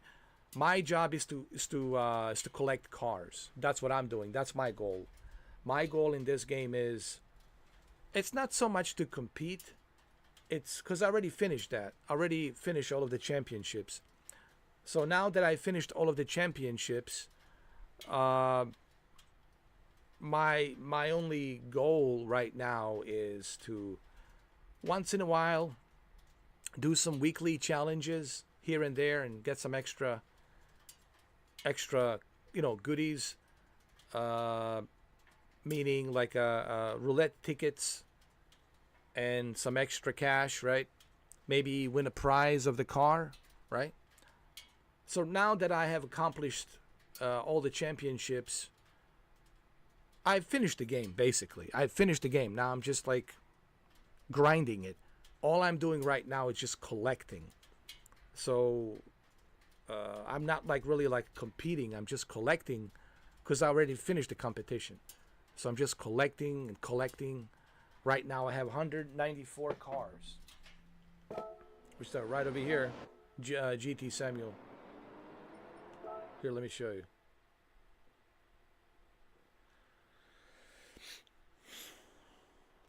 Right over here. Let me show you. And there's weekly challenges right here. I do these sometimes, not all the time, but sometimes. You see, I won everything here. You see down below, finished all of it. World GT Series Championship, right?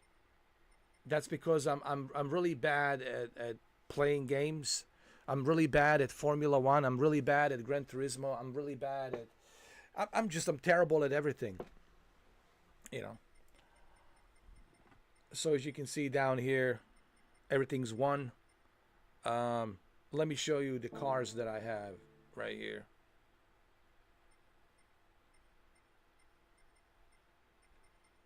So all I'm doing is collecting right now. As you can see, right above, 194 cars. 194 cars. I want to reach to 200 and just keep on going. I mean, I'm not selling anything. You know, people were asking me, are you going to sell any of these cars? No. I cannot. I will not. I'm a collector, GT. I'm just going to. Oh, I already got those new cars in my previous live stream, GT. I already got it. There it is. Got it. Got the Z4 3.0i 2003 BMW. I've got this Mercedes truck from 1962. I've got the 205 GTI from 1988 Peugeot. I already got it. Don't worry, brother. I'm a Jay Leno, man. I'm a car collector. I already collected it. Already got it. Done deal. Got it. Got that.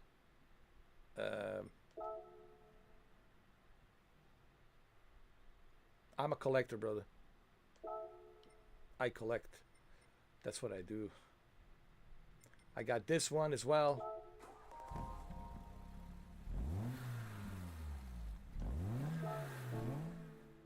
And of course, BMW. Right here, Z4 3.0i. There it is. I'm a collector, man.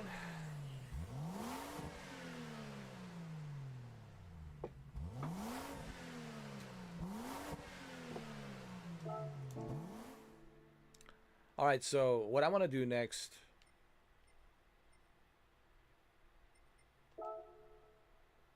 I want to switch gears. I want to go to the Asia, and I want to use Atenza Mazda. This Mazda is really good, man. This Atenza GR3 road car Mazda, it's really good.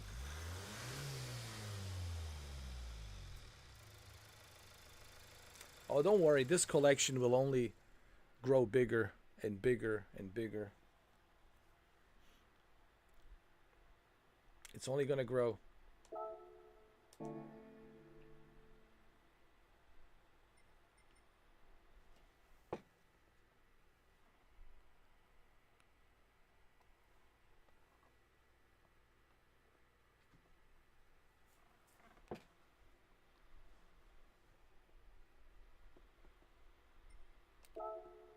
So let's go to Asia.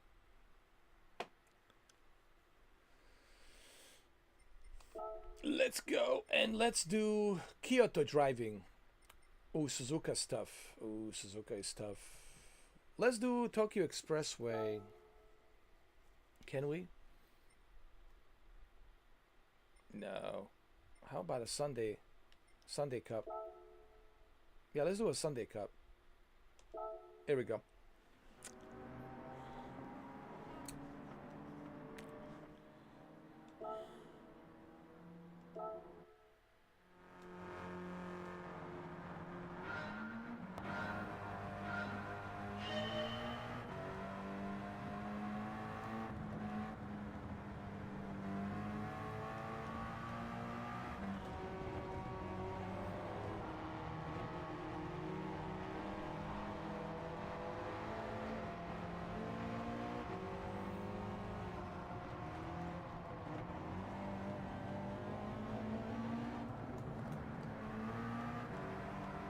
I love this Mazda Atenza, man. It's really nice.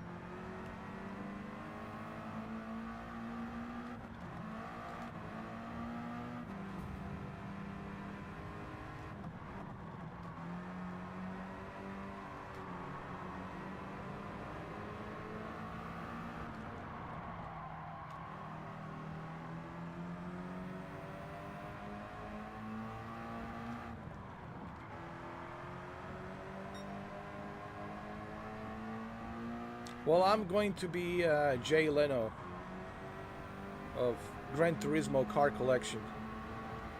That's my goal, man, to collect as many cars as possible.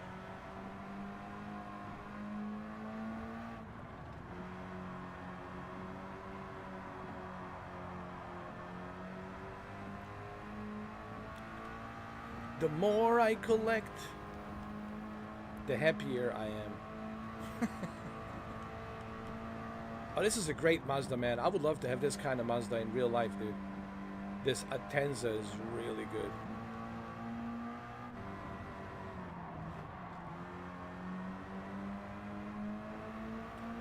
I also play Gran Turismo on PlayStation Portal. Let me tell you, man. GT, Samuel, have you ever played this on Portal? Oh, it's beautiful, man, to play this on a Portal. I've played this on Portal, man. It's a joy to play this on a Portal.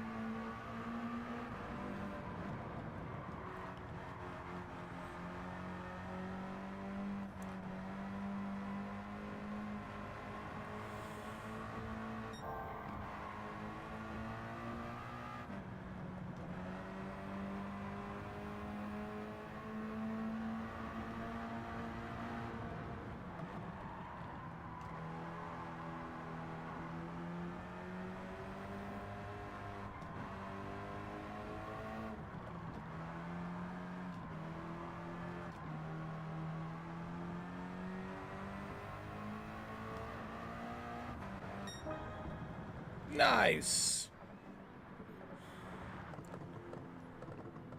This is a good car, man. Oh, you should definitely get a Portal. It's worth it. And now with the PlayStation Plus Premium, you can play games from the cloud. You don't, I mean, you still have option to connect to your PlayStation 5 remotely, but you also have an option. I'm sorry, man. It must be the Yeti, man. He's reminding me or something. Getting hiccups. You can also stream the games from PlayStation Plus, and there's a huge library of games from PlayStation Plus for you to stream onto PlayStation Portal. Even the PlayStation PSP games, you can play PSP games on Portal. I mean, certainly there's a value in that. If you have a Portal, I think you will benefit with the PlayStation Plus for sure.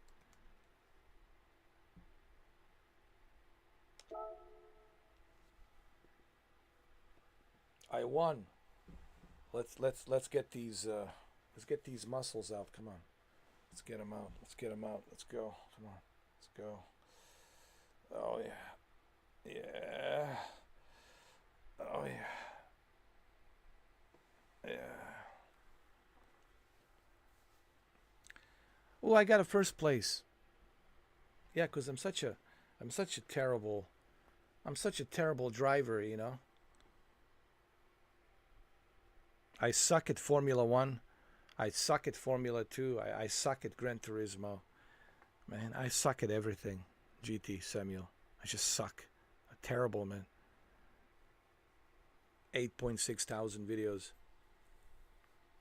of nothing but just loser gameplay.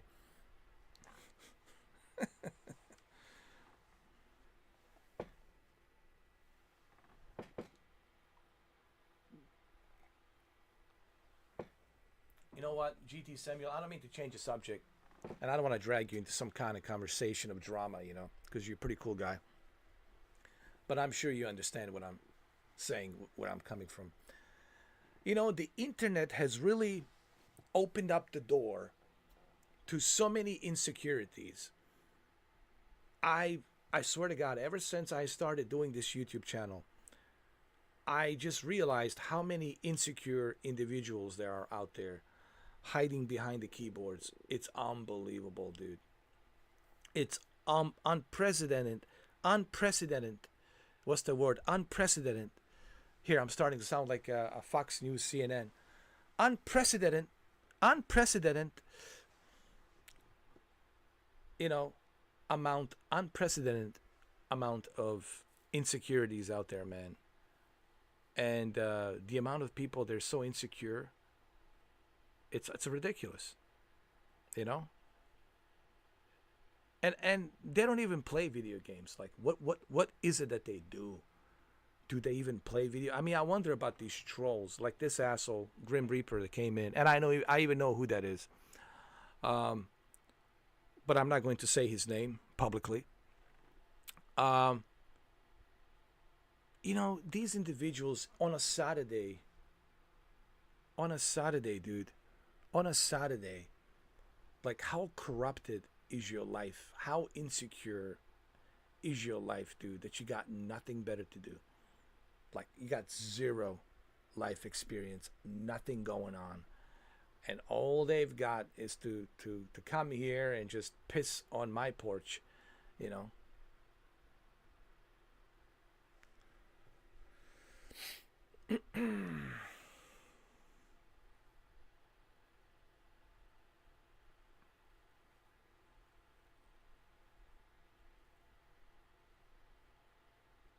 Oh, it's not a waste of money, trust me, dude.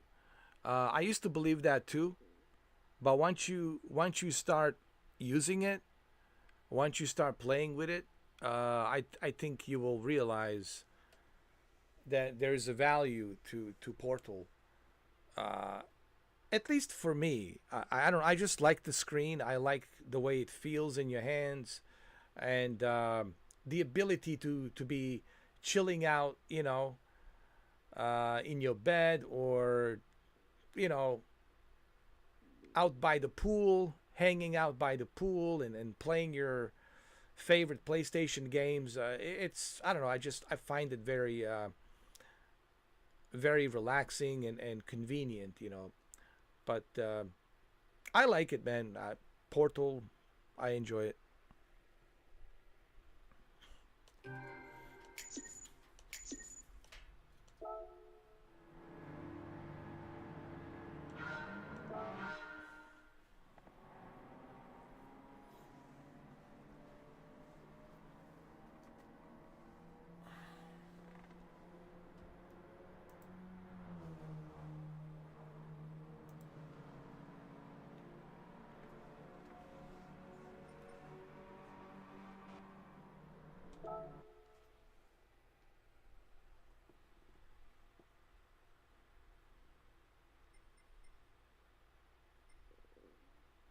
All right, what else we have?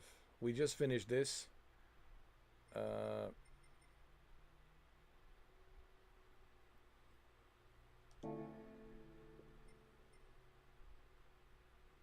you see how quickly I'm making my money that I just spent. I just went up to 3,074,000, just like that. Let's go to.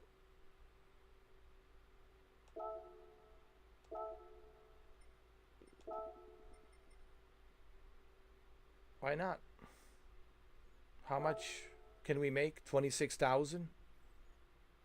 How many laps? 3 laps. 26,000.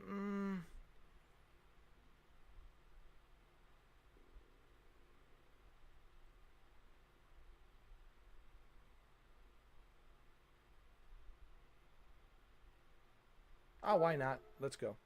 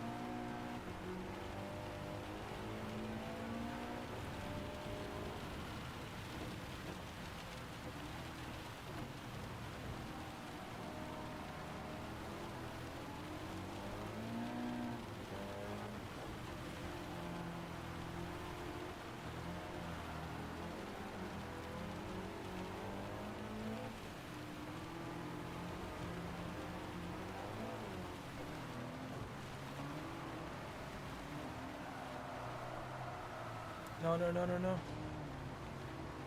See, I should have equipped my car with the wet tires intermediate. But that's okay, I can still manage.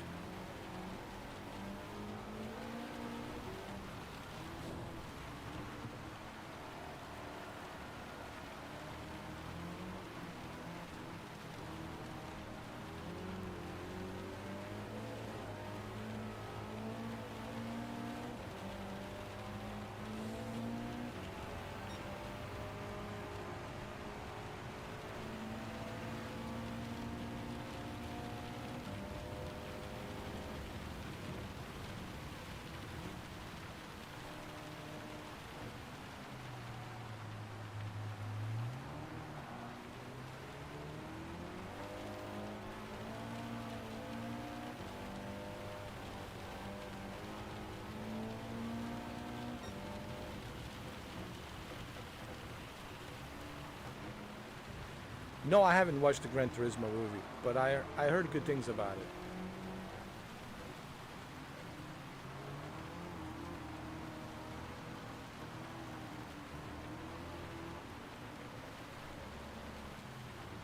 One of these days I have to watch it. There's so many movies that I haven't seen. I mean, I'm like falling behind when it comes to movies. The last movie I saw was Deadpool and Wolverine, and that was great. That was like the last movie I saw was Deadpool and Wolverine. But I heard great things about Gran Turismo movie.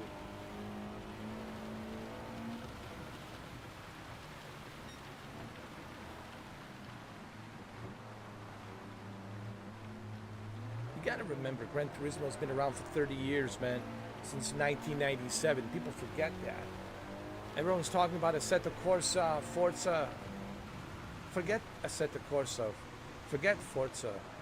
I mean, Gran Turismo has been around since 1997, man. For 30 years.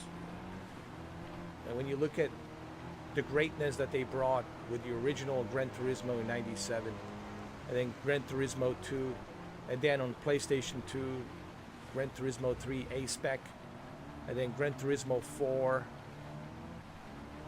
in 2004, and then Gran Turismo 5, and then of course Gran Turismo 6, which I have.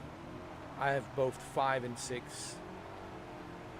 And then GT Sport, and after GT Sport, of course, here we are, Gran Turismo 7. And they also had Gran Turismo on the PSP.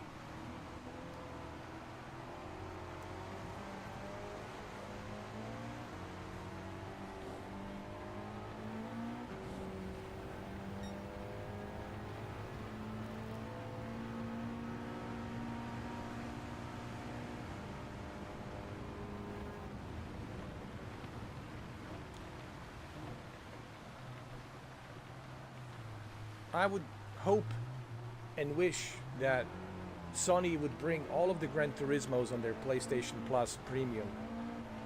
And I'm surprised that they haven't done that, honestly, GT. I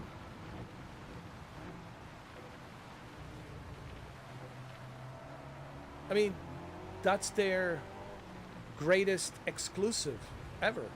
It's the Gran Turismo.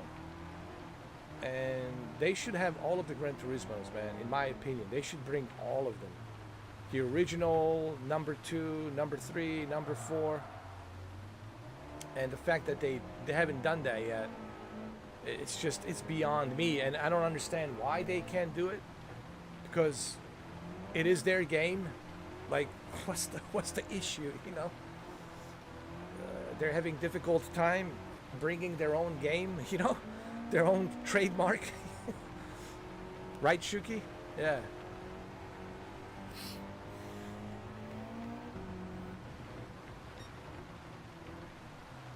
Maybe they will. We'll see. You know, maybe they will. Like I said, I'm still playing Gran Turismo 6.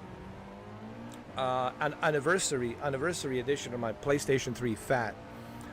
And I gotta tell you, 1,200 cars.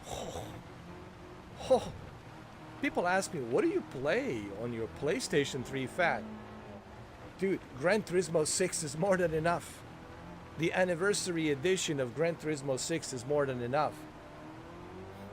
But I still have GT5 as well, Gran Turismo 5 XL edition.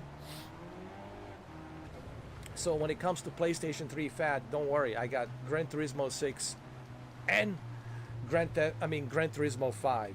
I got anniversary edition with 1200 cars, Gran Turismo 6, and Gran Turismo 5 XL edition. XL edition with even more cars. An additional even more cars.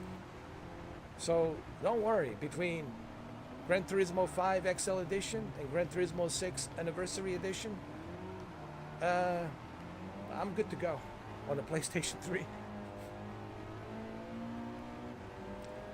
But just Gran Turismo 6 alone, dude, it's like 1,200 cars. Just wrap your mind around that. 1,200 cars to collect, bro.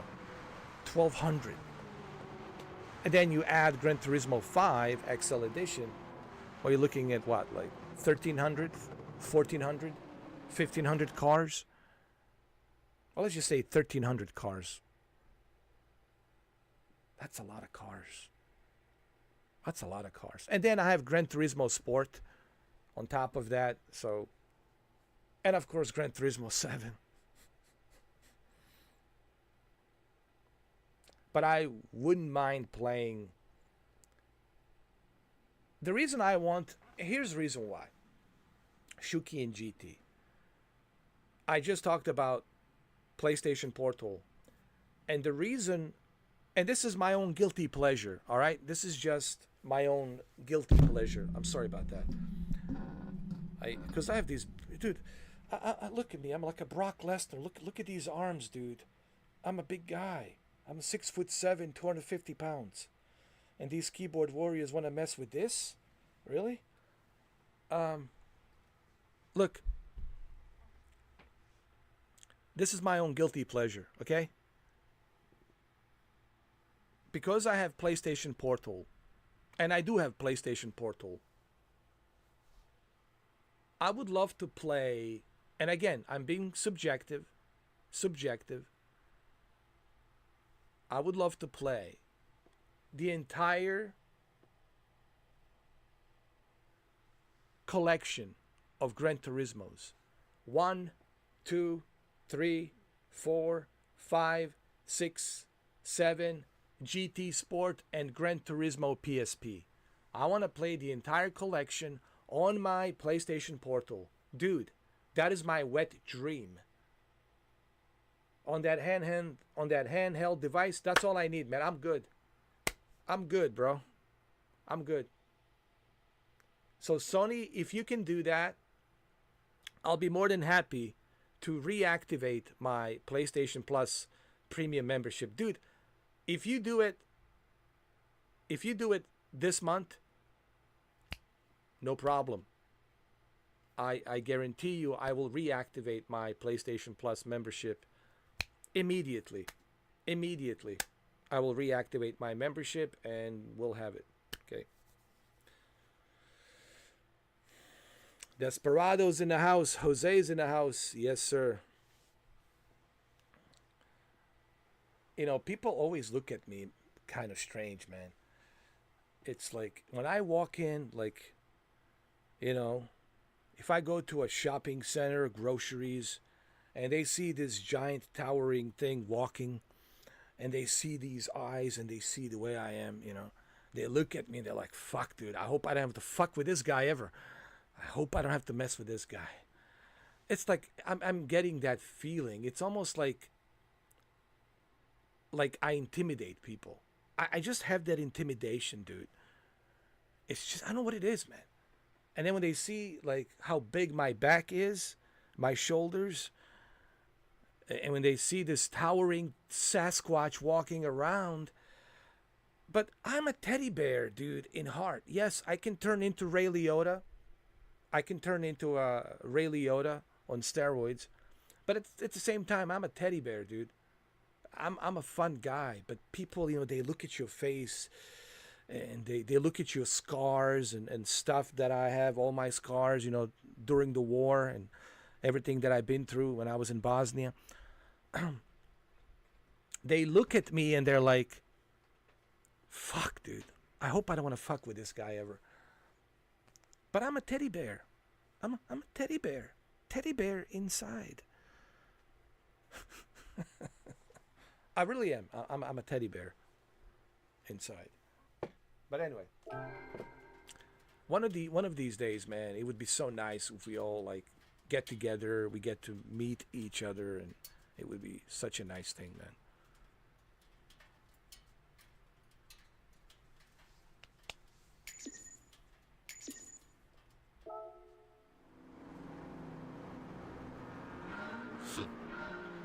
Did you get some sleep, Jose? And happy Saturday.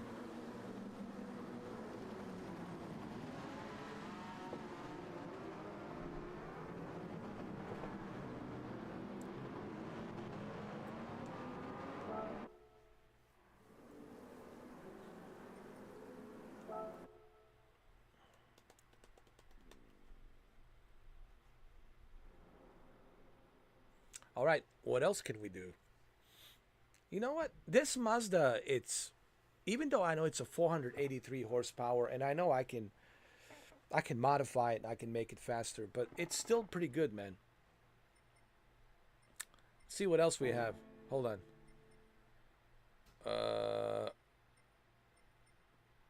Oh, this is a tough one. Ugh.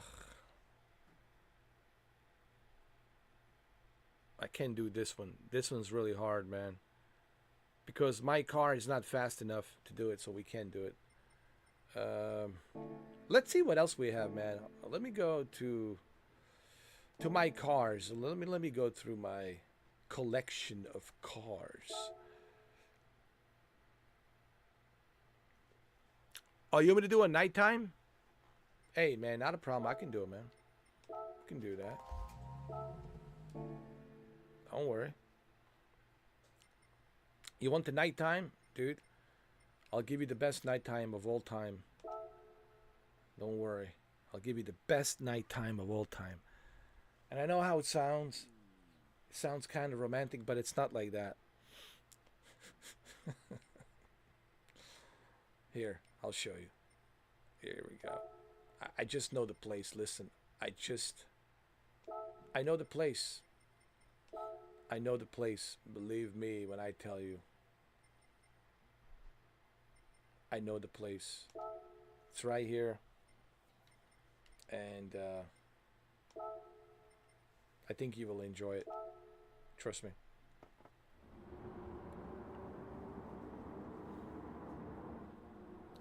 Welcome to Tokyo, everybody. Tokyo dreaming.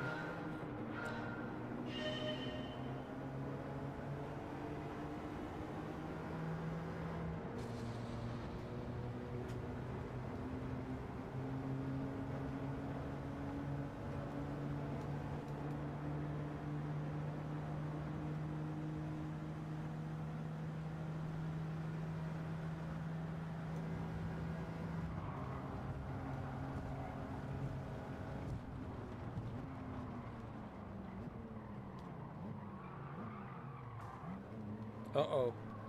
T-bone time.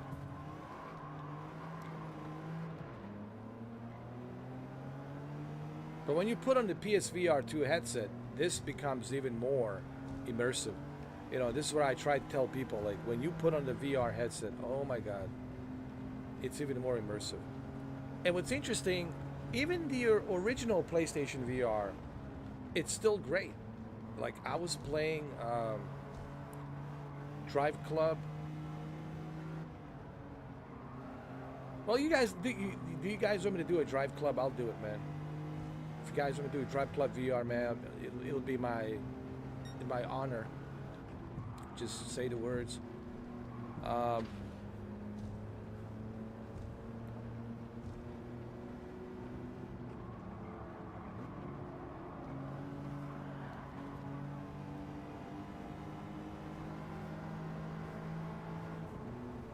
But this is by far the best looking, racing game that I know of, to be honest. And again, no disrespect to Forza Motorsport. However, when you compare the two, I mean, Gran Turismo just wins across the board.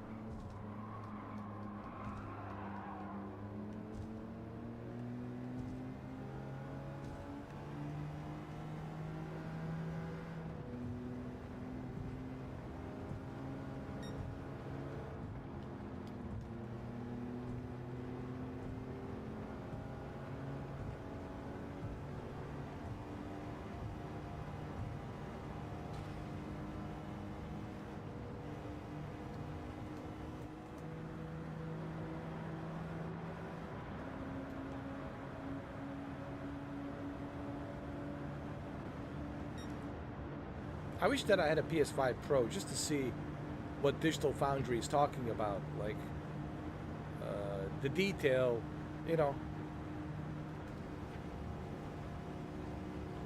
According to Digital Foundry, Gran Turismo 7 benefits from PS5 Pro, and PlayStation VR 2 benefits from PS5 Pro with Gran Turismo 7.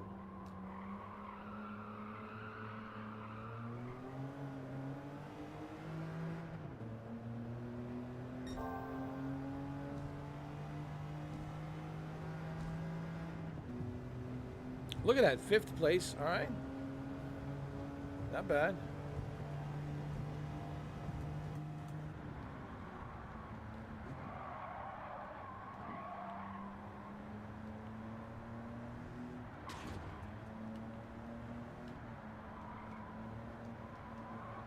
I know, man, if we were close. If I was in Pittsburgh, yeah, dude, I definitely, all right, just let me know where you at, man. Give me your address. Yeah, man. If we lived in the same city, hell yeah, dude. It's like, just give me the address, bro. I'll be right there. You can't miss me. I'm a 6'7". Yeah, don't worry.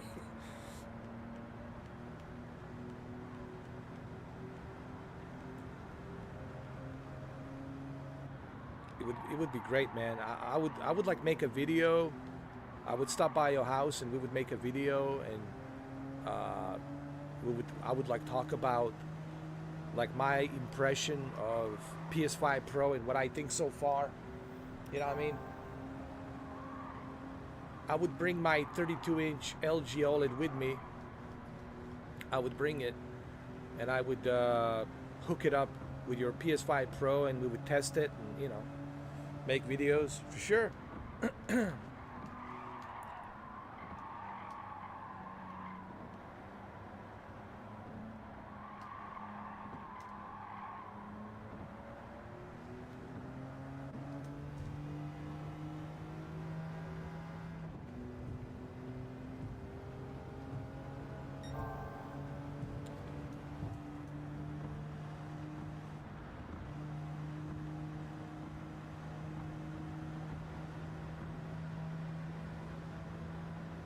Well, I could participate in Gran Turismo tournament, but since I don't have a PlayStation Plus membership, all bets are off.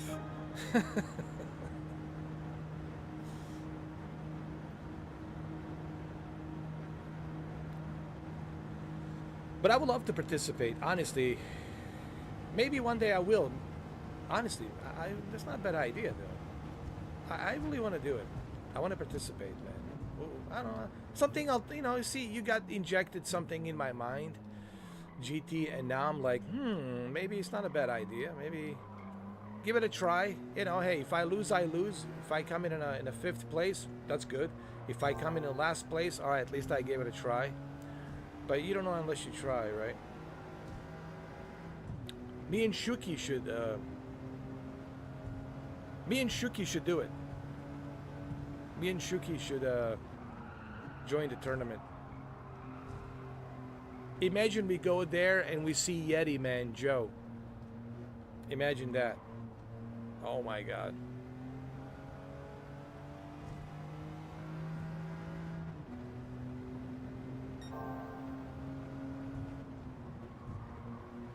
That would be hilarious. We go there and we see a Yeti Man.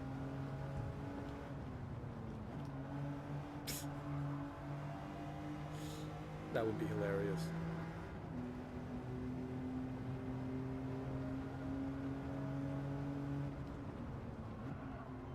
We were just talking about him earlier. You know,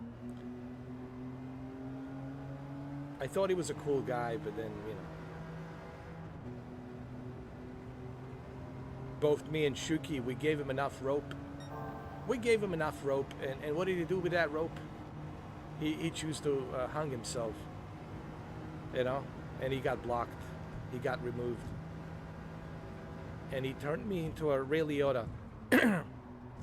He turned me into Ray Liotta. Publicly. On a live stream. It's kind of sad, dude, that he chose to go to poke me and poke me and poke me.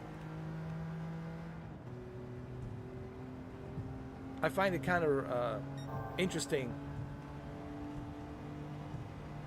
Yesterday, I had a breakdown. I had a drama yesterday. And long and behold, there was a drama in the White House.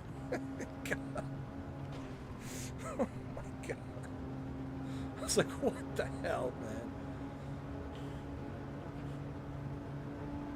I had a drama, and then I turned on the news to eat, you know, to eat my food, and I was like, what? Zelensky and Trump having drama? Oh shit. And actually I saw that thing live while I was eating my spaghetti with meatballs. Hey, I eat my spaghetti with meatballs, eh? Stop busting my balls over here. I was like, dude, I just went through my drama. Oh no, I went to pick up my pills, my medication, Losatron, whatever they call it. Pharmacy. I went to pick up my pills and came back. I was eating something, and I just been through drama, and my blood pressure was high because the guy whose name I don't want to mention was poking me about the Formula One, you know, and difficulty level and all that bullshit. And he knows better that I'm good at Formula One. And then you know, I had to blow up on him like I blow up on the other guy. It's like the guy yesterday, I gave him a rope and he just hung himself. I don't know why people do that. You give them a rope, you think they're going to use that rope and, you know, tie up their ego. Yeah, tie up your ego. I give you the rope not to hang yourself. I give you the rope to tie up your ego so you can keep that ego in check and don't wreck yourself, you know? So anyway, I was like, I've been going through some bullshit drama yesterday. And long and behold, turn on the TV and there's a drama in the Oval Office. I was like, what the fuck, man? From one drama to another drama. It was like a drama day. Yesterday was just a drama Friday, bro. It was like the ultimate drama Friday. Holy shit, man. No, it was after okay, so they had a meeting when? At 12 o'clock noon. Zelensky had a meeting at 12 o'clock noon. Okay, so I think I quit at 12. Did I? When I think I quit around like 11 or something. No, it was 11 o'clock. I'm sorry, or something. And I quit at 10:30. I quit at 10:30, and then I went to pharmacy, a nearby pharmacy here. I went to pick up my pills, came back, and I, you know, made my spaghetti and meatballs, and I was eating, and I turned on my television to watch the news, and there it is. I was watching the whole thing live, and I was like, what? Is this like a Jerry Springer show? I was like, I just went through, you know, drama myself, and here we are. There's a drama in the Oval Office. It's crazy, dude. It's crazy. I don't want to get into who's right, who's wrong. I'm not going to get into that. Okay? No comment. All right? I'm not going to jump into that. Okay? All we need to know, there was a drama. It was a drama day yesterday, for sure. It was a big time Friday drama soap opera, dude. Dude, this is when this. What are the coincidence, dude? The Days of Our Lives usually plays around in the afternoon, right? Around 11 o'clock, 12 o'clock, right? Every time I go to my doctor and I'm in a waiting room and they have a television, they usually have, Days of Our Lives or these soap operas, dude. Like, what are the odds, like, that the drama's happening at the same time when there's a soap opera happening, you know? And then I had a drama. It was like a drama Friday, dude. Anyway, yeah, don't they usually play soap operas around 11 o'clock? Yeah, they do. Like, they do. No, this is more like a dynasty. No, this was better, dude. This is way better than General Hospital. This was okay. Let me tell you, this was better than Prisionera. Yes, I used to watch Prisionera on Telemundo, but for not for the reasons you might think, not for the drama reasons. I was watching Prisionera on Telemundo because I like the Prisionera. But anyway, that's my own guilty pleasure. I used to watch Prisionera on the Telemundo. But anyway, I don't even know why I mentioned that, but anyway. Oh,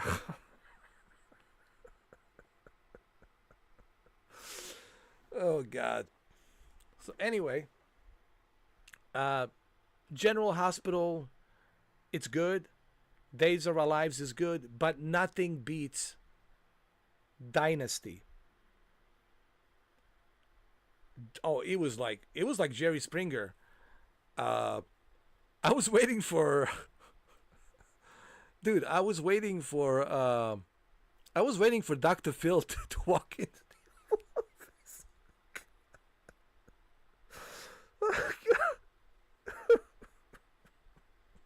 I was waiting for Dr. Phil to walk into the office.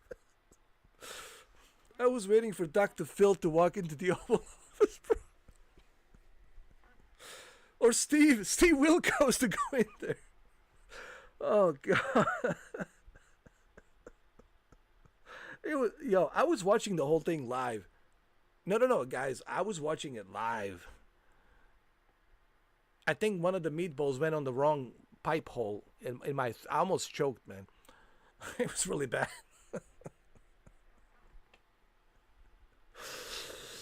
Oh, man. Oh, God. And then he says to him,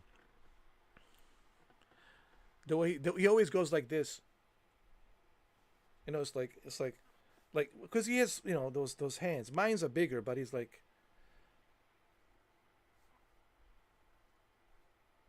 He goes like this, and like that.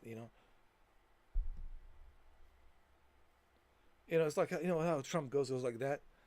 He does a lot of things with his hands. It was a Jerry Springer show, man.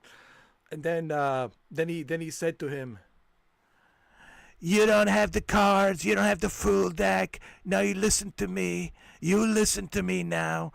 You don't have the full deck. You don't have the full. No, you don't want the peace. You want the World War III."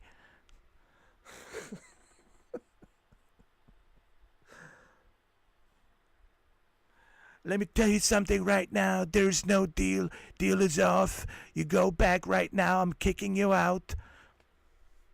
I know sometimes I feel, dude, some people are comparing me to him. Some people say that I have the same temper as maybe I don't know, maybe I do.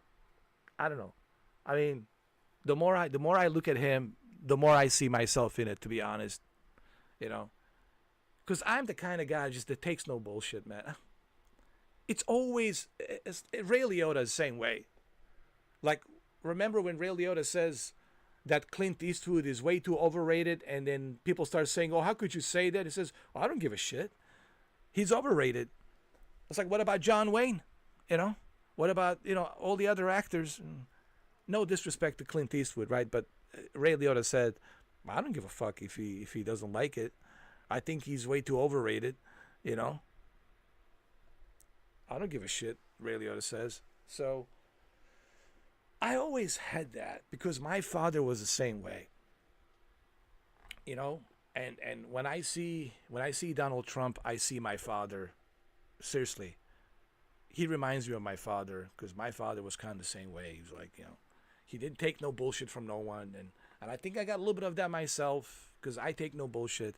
Now I'm not a bully, I'm not like, but I just take no bullshit. Like, I'm pretty good at reading people, and it's like if you're disrespecting me, and I know you're trying to disrespect me, and I see your angle and how you are working the angle, trying to disrespect me, I stop you right away. Like that's it. Like I'm stopping you right away. So I have a little bit of that in me, though. Is that a good thing, bad thing? I don't know. That's for you guys to make that judgment on a Discord, which I'm sure you will.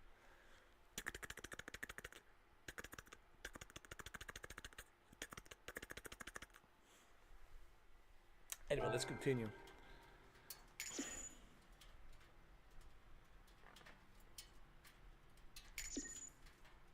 I'm signing a new executive order.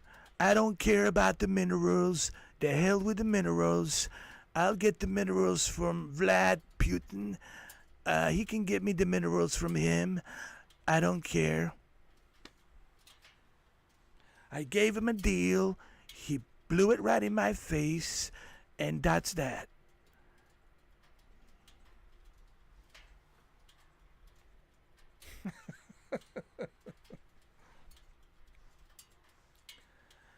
We can't do that. We cannot sign any kind of order like that.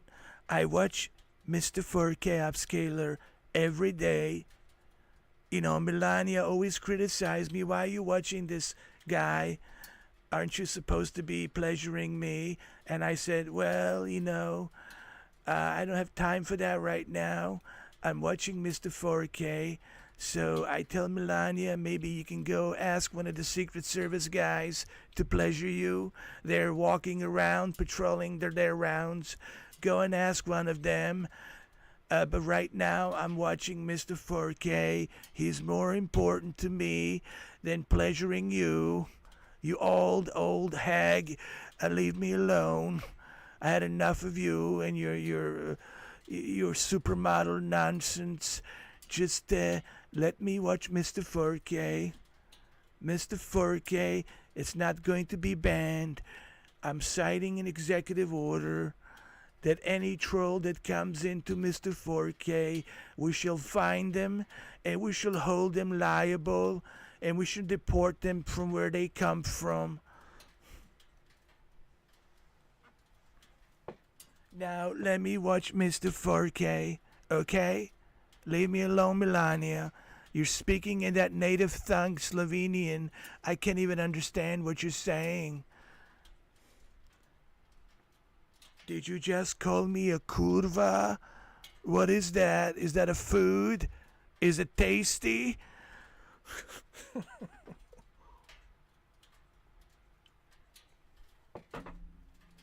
What did you call me? Kurva? Let me call Zelensky. Hold on, maybe we can work this out. Hey, it's me, Papa Trump. Alright, just calm down. Calm down. Alright? The hell with you and your minerals. Alright, just calm down. What does the kurva means?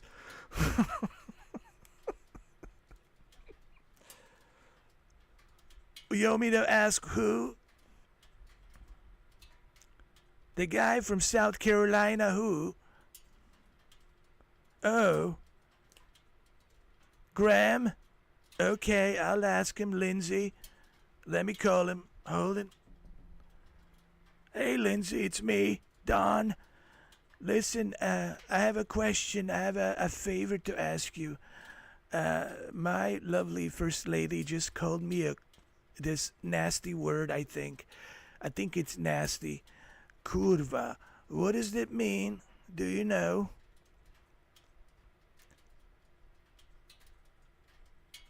Oh, it's a food? Oh, you eat it? Okay, well, it's not so bad. Okay, all right. That's good. because I don't want to be disrespected in the Lincoln bedroom, even by my own first lady.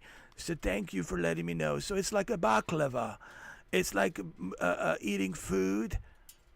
Oh, I love cook. Oh, I love cakes.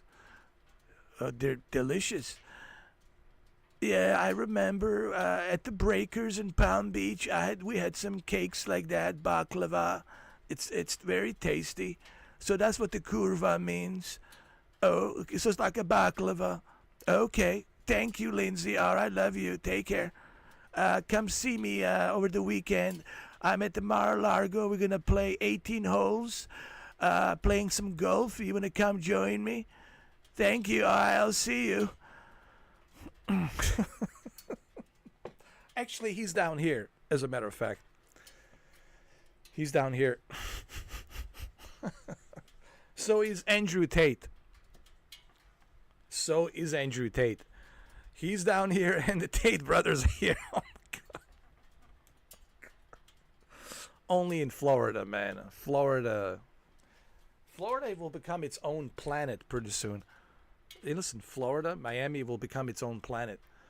It will become its own planet. I was shocked when I saw Tate brothers came in Fort Lauderdale. I was like, what? Really?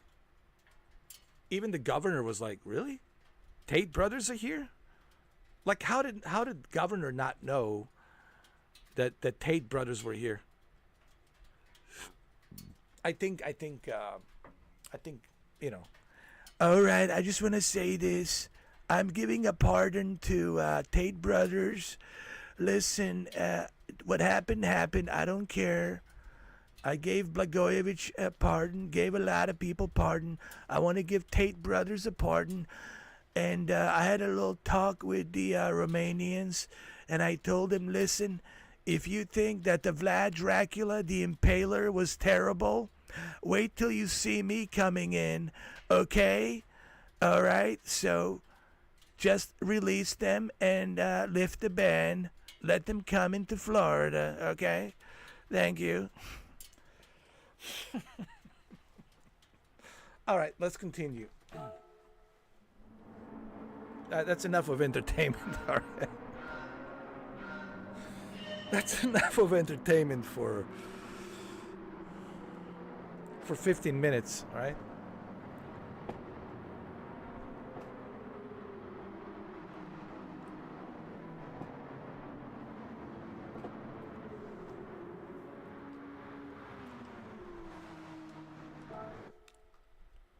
Oh my lord.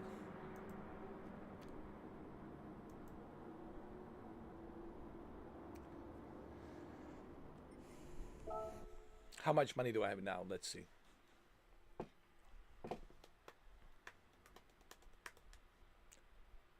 $3,110,000. You see? Easy money.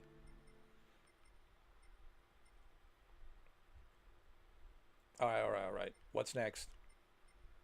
What's next on my list to do?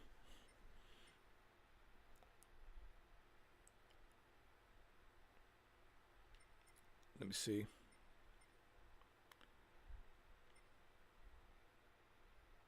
Tsukuba circuits. Well, let's do that. Why not?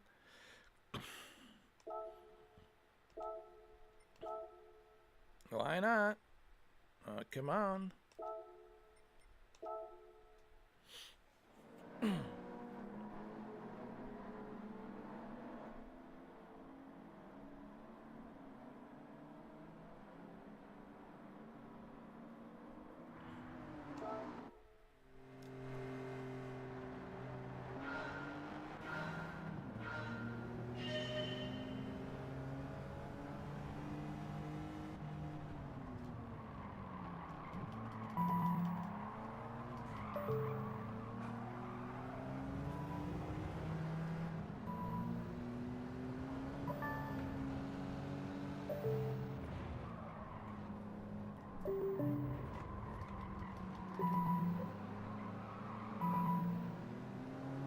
You know, even the Sophie AI is having a difficult time handling Mr. 4K upscaler. Just how good I am.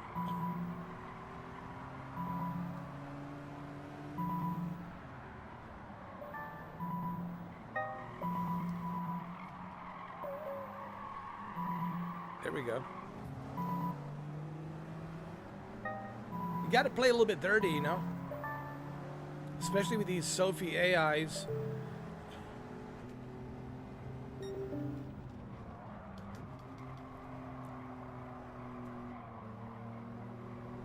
Look at the graphics on this game, dude. Look at the lighting and everything. Digital Foundry, where you at? Where you at, Digital Foundry? Where you at, Digital Foundry, huh?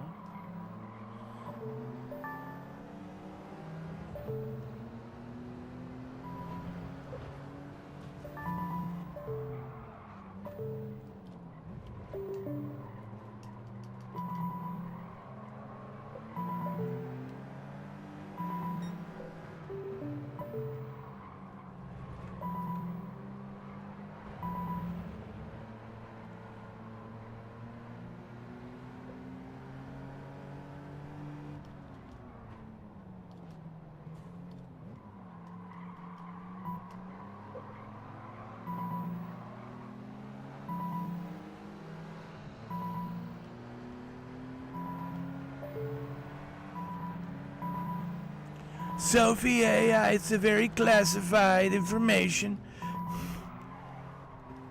I can tell you right now, but I really can't.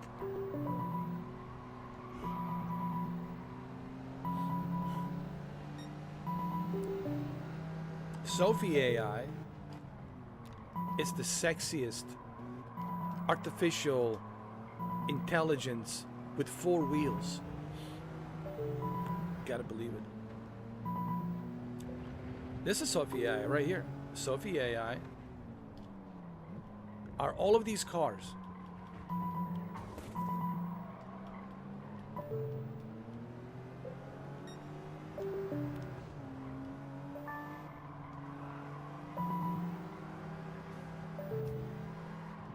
Yes, I do have a Logitech G29, but sometimes I don't like using it because it's just too bad for my back, for my giant back. But yes, I have used it.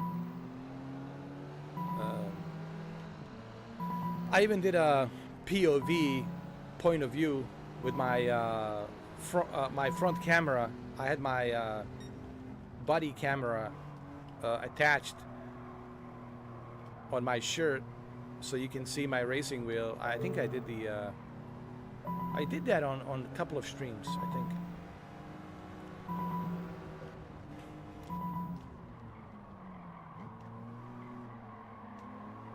I have 2 wheels. I got a G29 with a shifter, the whole thing, and I got the Thrustmaster T150.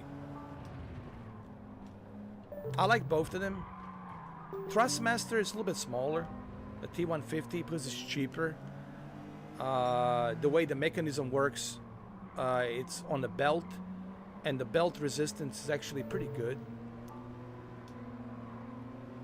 Basically, it uses the belt to give you that resistance when you're moving the wheel left to the right, and it works quite well actually. And the wheel, it's only $150, and it's T150.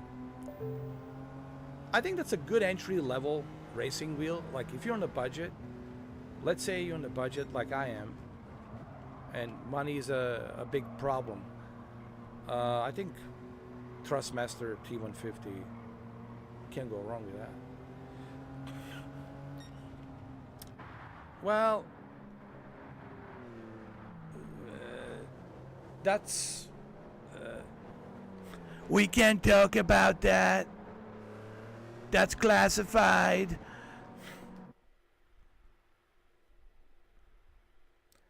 what's the Sophie AI compared to the normal AI? Sophie AI, it's more advanced. Sophie AI, it's more intelligent. It will wink at you. It will mock you. It will, try to distract you. It's a more sophisticated AI. It's more sophisticated. Sophie. Sophisticated. That's why they call it Sophie. Sophisticated. More sophisticated.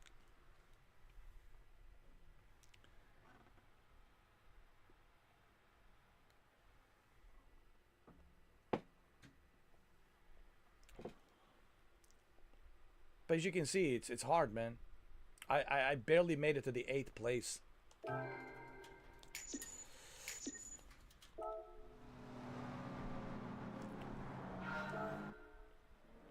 I think it will happen pretty soon, where all the games will be designed by artificial intelligence. I think, what's his name?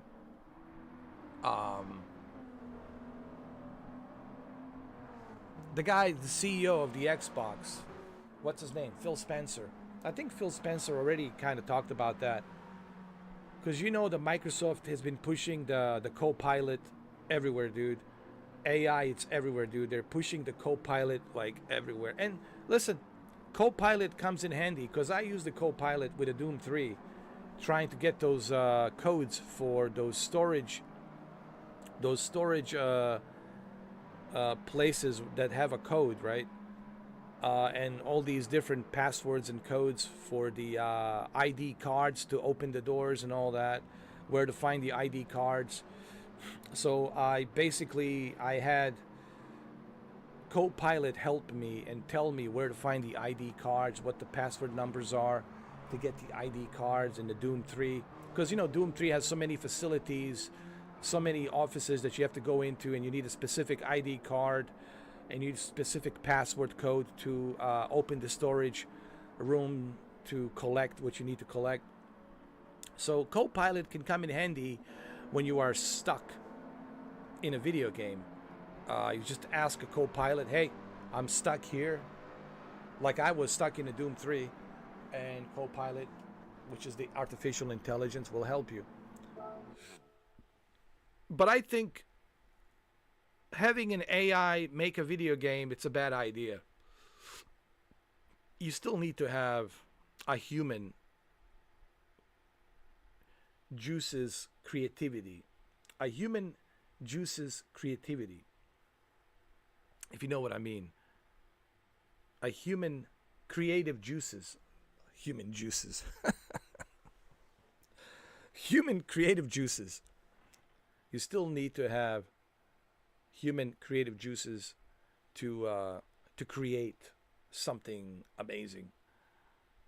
So I don't trust the AI, because AI doesn't know what's good for the public, you know, what public will like. Or maybe, I don't know, maybe he does. I don't know. We'll see.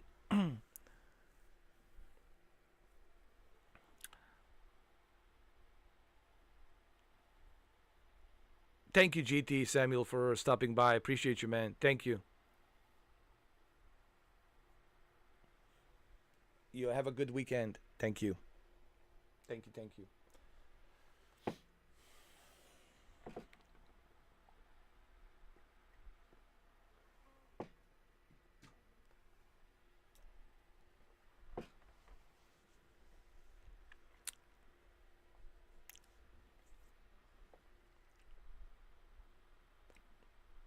What else we have? Let's see.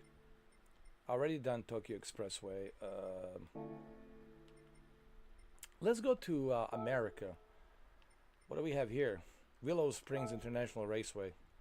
Oh, this is tough. Oh, this is tough.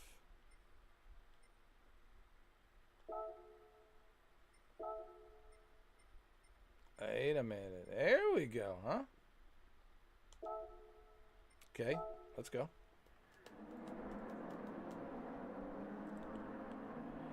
Thank you, GT. Make sure you tell everybody to come here and make this stream great again. Okay? Tell them to make it great again. I want to make sure I see a high ratings on this stream tomorrow. Okay? Thank you.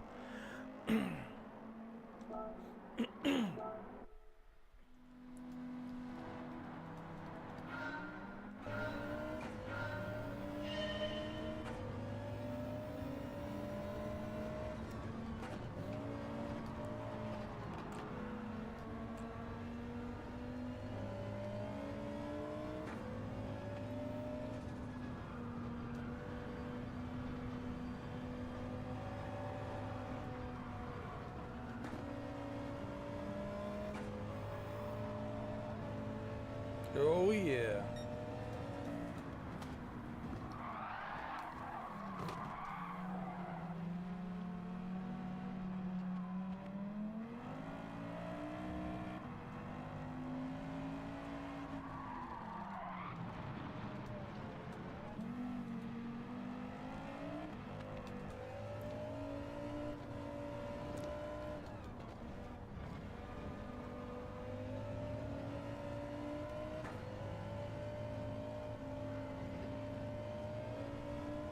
Dude, there's 10 laps? Holy shit.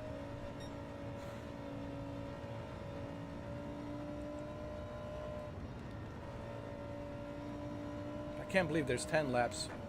We got 10 laps to go? Holy mother of God.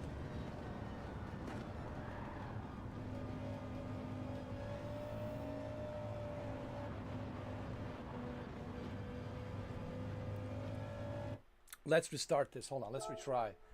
Oh my God, 10 laps to go? Holy shit.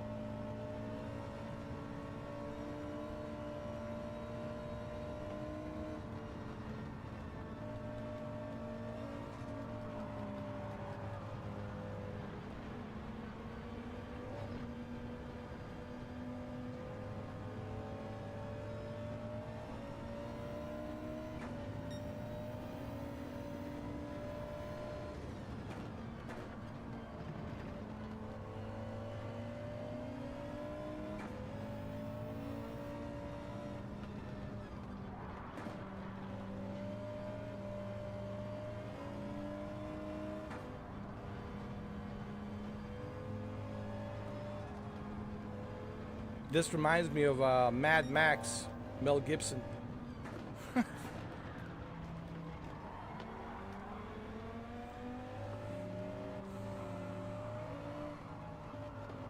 Oh shit.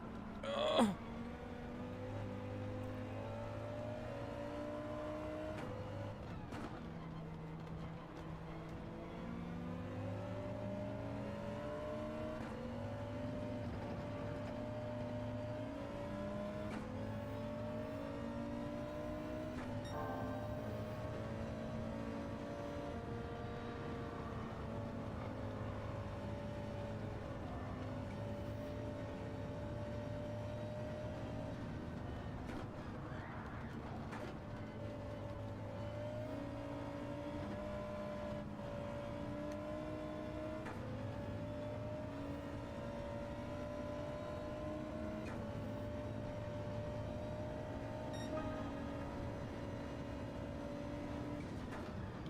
Oh shit, shit, shit, shit, shit.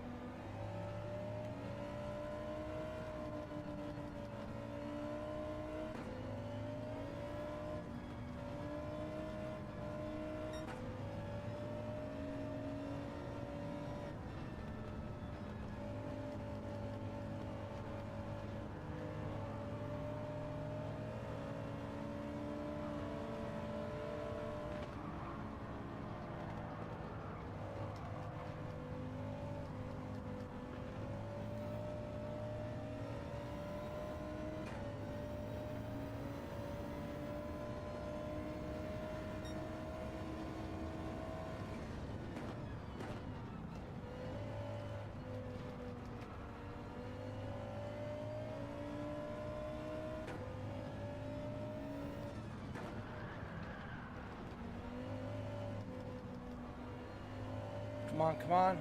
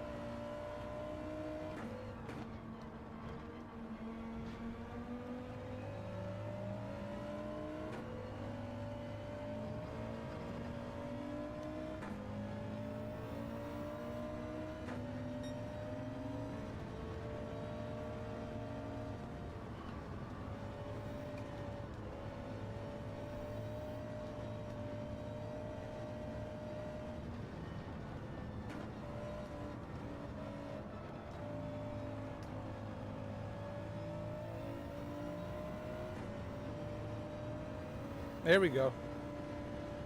9th place. Oh, 8th place. 5 more laps to go. Fuck, no, no, no. Damn it.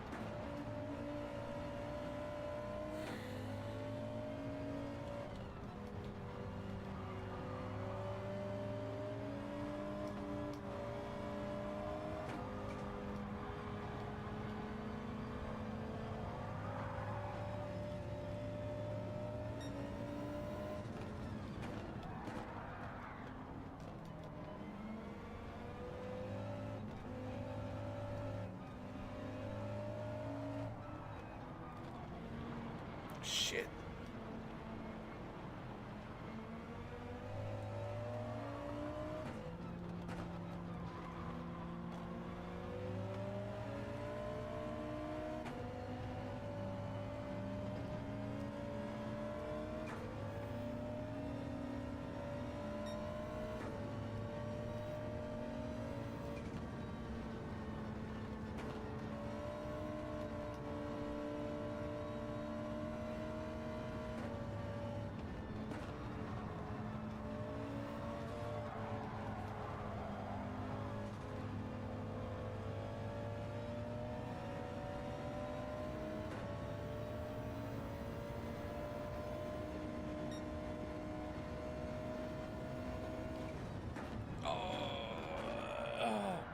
Damn it.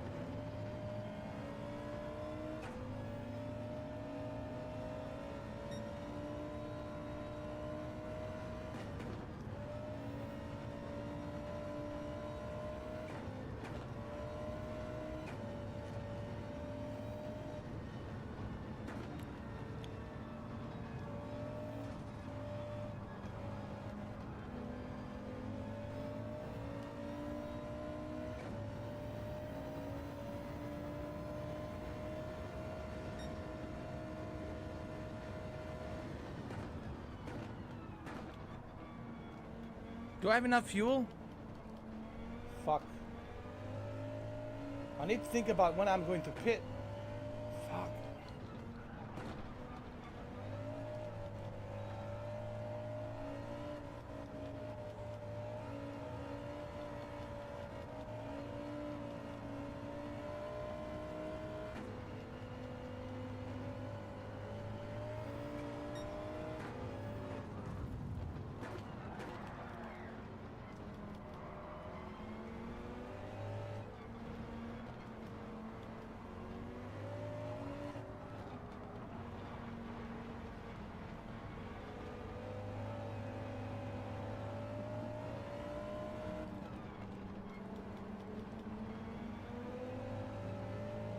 3 more laps. I don't know if this fuel is going to be enough.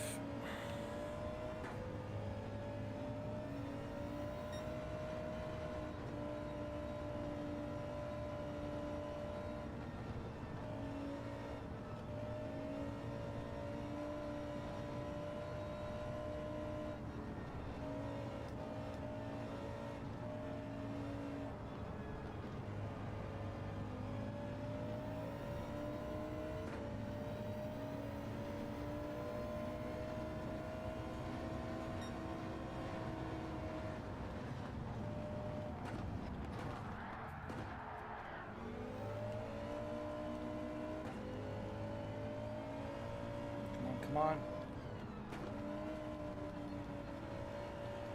I think I have enough fuel.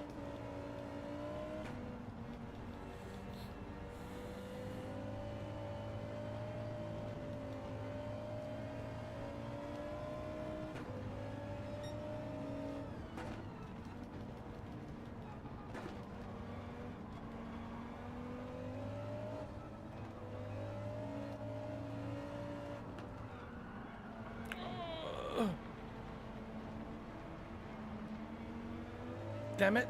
No.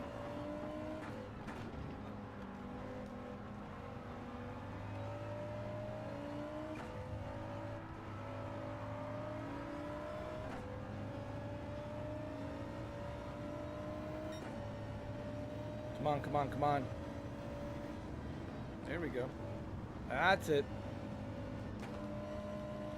Two more laps. Come on.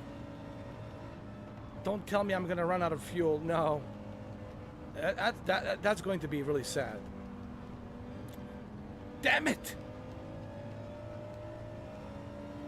Can I make it? I can make it. Come on.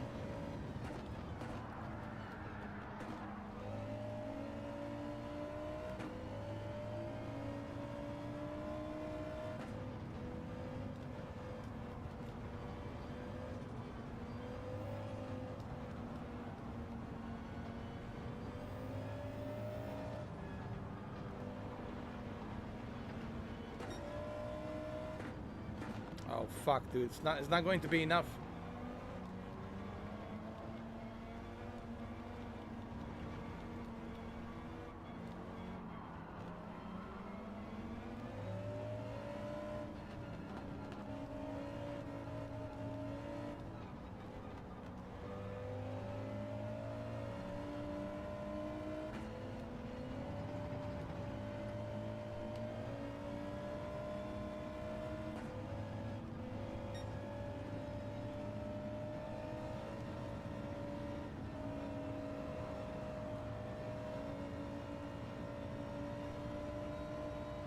Fuck, I have to pit stop. It's too late.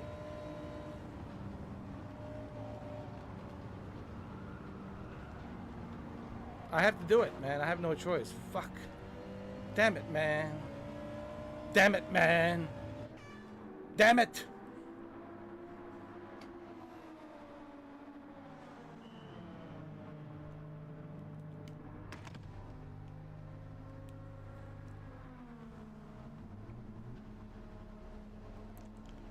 What's up, Branko? How you doing, man? Oh, it's going good. I have 194 cars. I got that McLaren.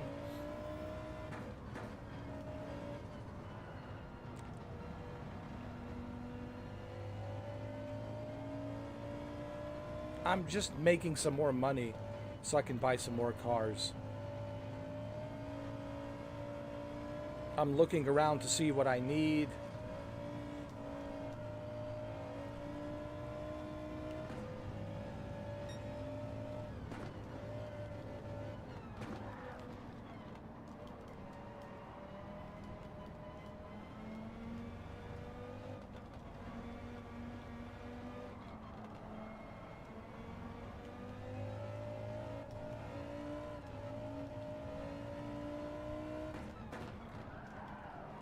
I made a mistake here. I should have pit on the 5th lap. I totally forgot, man, that I'm low on fuel.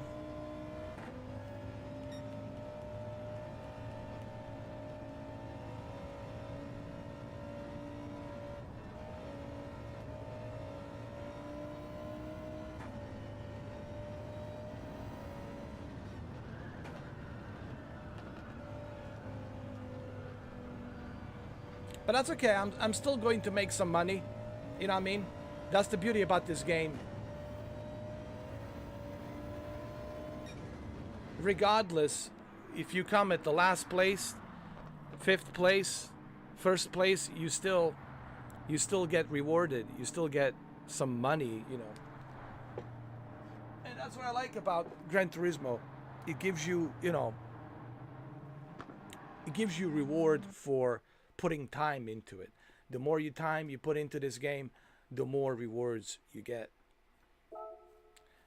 And I'm not looking for competition because I already finished everything. I pretty much finished Gran Turismo. I finished all the championships. I finished it. The only thing left for me to do is just collect cars, do these circuit races, weekly circuit races, you know, and just keep making money and keep collecting, buying cars, collecting, and that's it. And then I'll become Jay Leno of Gran Turismo.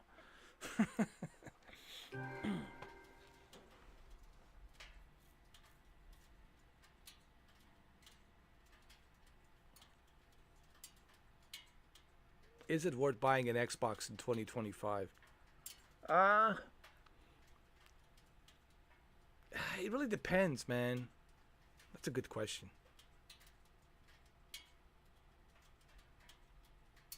It really depends on how you look at it. Yes, you can play Xbox on anything, even on a calculator, even on a Casio calculator. So, I mean, I have my Xbox Series X. I bought it when it came out. I bought it from StockX. It cost me arm and leg. Same thing with my PS5. I bought it from StockX. Cost me arm and leg. But that's when it was hot, 5 years ago. But right now in 2025, if you have a good gaming laptop with like a 3080, I think you're good to go, man. If you got a decent gaming laptop or if you got a decent gaming desktop, you know, with either AMD or NVIDIA, a good GPU, with the Game Pass, you're good to go. But I can't think of any reasons.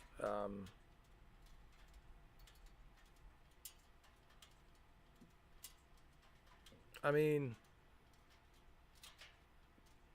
convenience, maybe. Convenience.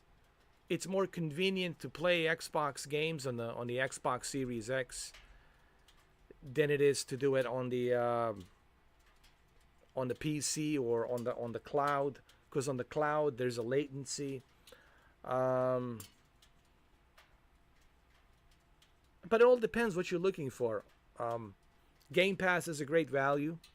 Like Bronco says, Game Pass most certainly will give you a great value. You get to play all of these games day one releases. You don't have to pay for them. You get to play them. That's a big bonus.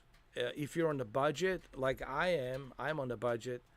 Certainly, Game Pass has its benefits. Like I said, I'm still playing Avowed. I didn't have to pay for it. I'm still playing Eternal Strand, which is another great RPG role-playing game, Eternal Strand. I'm still playing some other games on the Game Pass, including Microsoft Flight Simulator, 2024. You've got Expedition 33 coming out, South of Midnight coming out. You've got Doom: The Dark Ages. And all of these games are included. Day one releases, they're included. You have all the Formula games, which I was playing yesterday and the day before yesterday. You have EA Sports included. You got Madden 25. We got Madden 24. But it all depends, man.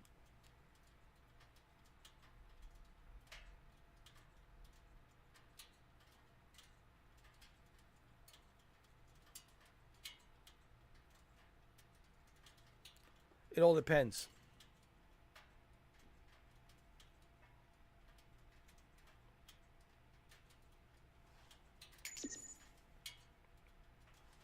I can only give you my perspective, but you guys will have to decide for yourself.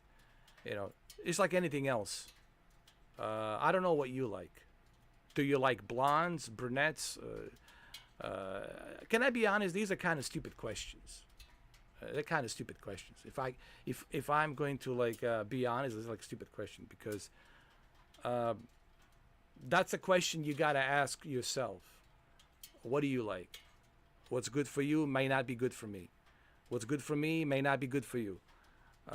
So do some research.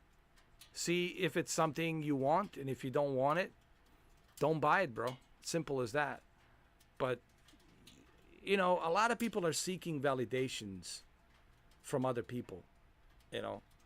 And if you're seeking validations from other people, man, you're in trouble, dude. Like, you got to have a confidence to know what you like. You have to be confident. Confidence comes in from being confident, hey, I know what I like. I don't give a rat's ass what anybody else thinks. I know what I like, and that's all that matters. So you gotta have a confidence and to know what do you like, what's good for you, and what's good for you. Only you can answer that question. No one else can answer that question for you. People can give you their perspective. I can give you my perspective. Branko can give you his perspective. Jose, Shuki, everybody else can give you their perspective. But at the end of the day, it's just a perspective.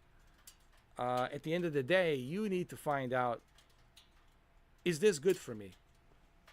Right? You know how many times people forced me to get into it, Elden Ring? And I told everybody, dude, I can't. I'm not into those types of games. And I know that the Elden Ring is popular, but it doesn't matter that it's popular. It's not popular to me, right? So I did play Elden Ring. I played it for 10 hours, and I understood the concept of Elden Ring and why people enjoy it. But that was just me trying to understand. It's like doing a documentary, trying to understand something, right? So you do a documentary. All right, let's deep dive into Elden Ring to see why people are so obsessed with this. And I have found out why people are so obsessed with it. It's a competition. It's a social competition. It's about bragging rights. It's like sports. It's about, hey, I finished this boss in this amount of time. I finished that boss in this amount of time. And it's like a bragging rights, right? It's like a competition. So I understood that's what it's all about. But for me personally, I don't enjoy it. So it doesn't matter that it's the most popular game ever, which it is the most popular game ever. It is not popular to me. And that's what matters. If I don't like it, that's all that matters. I don't like it. You know. And that's really where it boils down to, man. Don't try to fit in for the sake of fitting in. It's not healthy. Don't try to pretend to like something because somebody else likes. It's not healthy. Be direct. Speak your mind and tell people exactly what you like and tell exactly people what you want. And don't give a shit if you offend somebody or if they feel a certain way about it. Stop giving a shit. Just go for what you like. If you like Xbox, it don't matter what I say. Don't matter what anybody says. What matters is you like it. You're the one playing it. That's it. Same thing with the televisions. People ask me about the televisions. Hey, man, if you love Samsung, that's all that matters. If you love a 1080p old TV and you still enjoy your 1080p Full HD TV from 2009, hey, dude, if you still enjoy your Vizio, 3D Vizio 1080p and has a 3D and you enjoy watching your 3D movies on that Vizio, from. Oh, actually, I do have it from 2009. I have a 60-inch 2009 60-inch Vizio 3D, and guess what? I still use it. I still watch 3D movies on there. I don't care that it's 1080p. I don't care that the local dimming is not that good. I don't care that the peak brightness is not the greatest peak brightness. What matters is that I enjoy it, I watch it, and it's good for me. I still have my LG Cinema passive 3D TV, 47-inch LG Cinema 3D TV. Hey, has a passive 3D glasses. I still watch it. That's all that matters. Alexa, stop. Thank you. Alexa heard me. Look, man. That's it. Life is not that difficult. But people make it difficult for themselves. Because they have to validate, and this is where fanboyism comes in. You know, the whole fanboyism thing, it comes in from validation. People need to validate their existence. Ooh, I have a PlayStation, therefore I know why I wake up in the morning. I have a PlayStation, and therefore I know why I go to sleep tonight. Yo, what the fuck? Oh, I have an Xbox, and I know why I wake up in the morning. And why I go to sleep at night. I have an Xbox. Or I have a Nintendo Switch. I know why I wake up every morning. I have a Nintendo. I go to sleep every night. I know why. I have Nintendo. Guys, man, it's not healthy, man. This is why people are not healthy these days, psychologically, mentally, because they're validating. Ooh, I have a PS5 Pro, therefore, I can breathe normally. I have a PS5 Pro. As if it's like, it's almost like the movie Fight Club, where Tyler Durden, played by Brad Pitt, the imaginary guy, Tyler Durden, says to Ed Norton, the things you own end up owning you.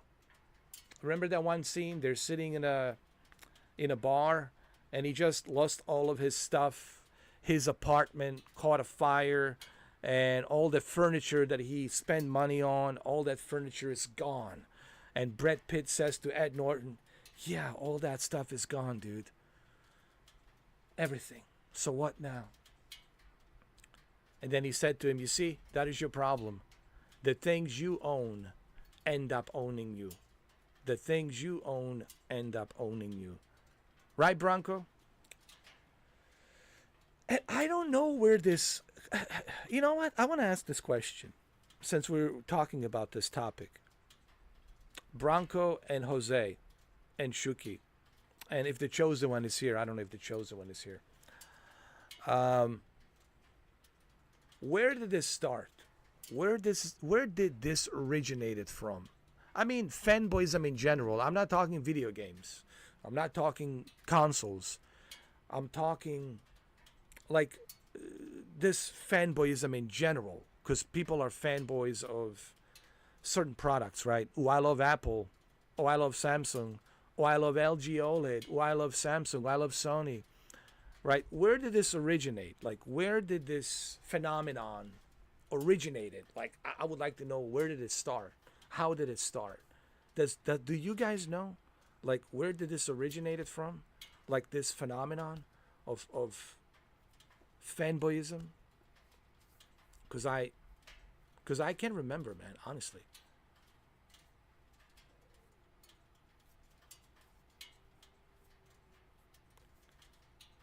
It's an immature mindset. It's also an insecurity. It's an insecure mindset, Branko. It's not just the immature, it's the insecurity. There's a little bit of insecurity there, I think. Although, don't expect them to admit to that, because they don't want to be exposed that they have insecurity. But I think it's a little bit of both, immature and insecurity, and spoiled. You know, when you're spoiled, give me that, that's mine. Give me that, it's mine. It's like it's this like constant need to be pampered. If you live the life where you're always being pampered, and insecurity definitely comes there, you know. But anyway, what do you guys think? Where did this fanboyism originated? Because I can't. I've been trying to. I looked everywhere. Nobody knows. Some people say it started with Sega Genesis. Some people say it started with Apple versus Windows. No, Apple versus Microsoft. Some people say it started way before that. What do you guys think?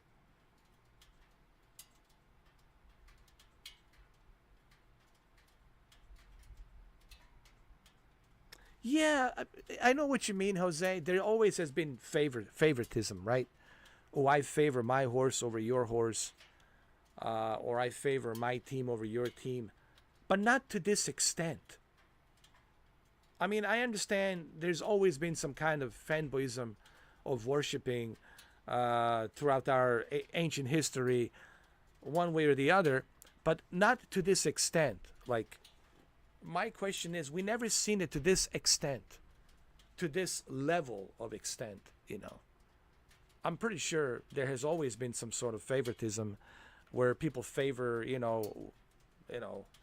my horse is better than your horse, or, my castle is built better than your castle. I'm pretty sure. My pyramids looks better than your pyramid, or whatever. My tunnels are much more sophisticated than your tunnels, or whatever the case might be. But we have never seen it like this. In 2000, like mid 2000, like I think 2012, around there somewhere, this whole tsunami of fanboyism, I've never seen it like this, to this extent, where people are like trivial. It's almost like they're like trivial about it. It's almost like a cult following, dude. It's almost like a cult following, like a tribalism, like trivial tribalism. To I've never seen it to this extent, you know. So I guess my question is, how did this originated to this extent in a modern civilization? Maybe that's the question I'm asking.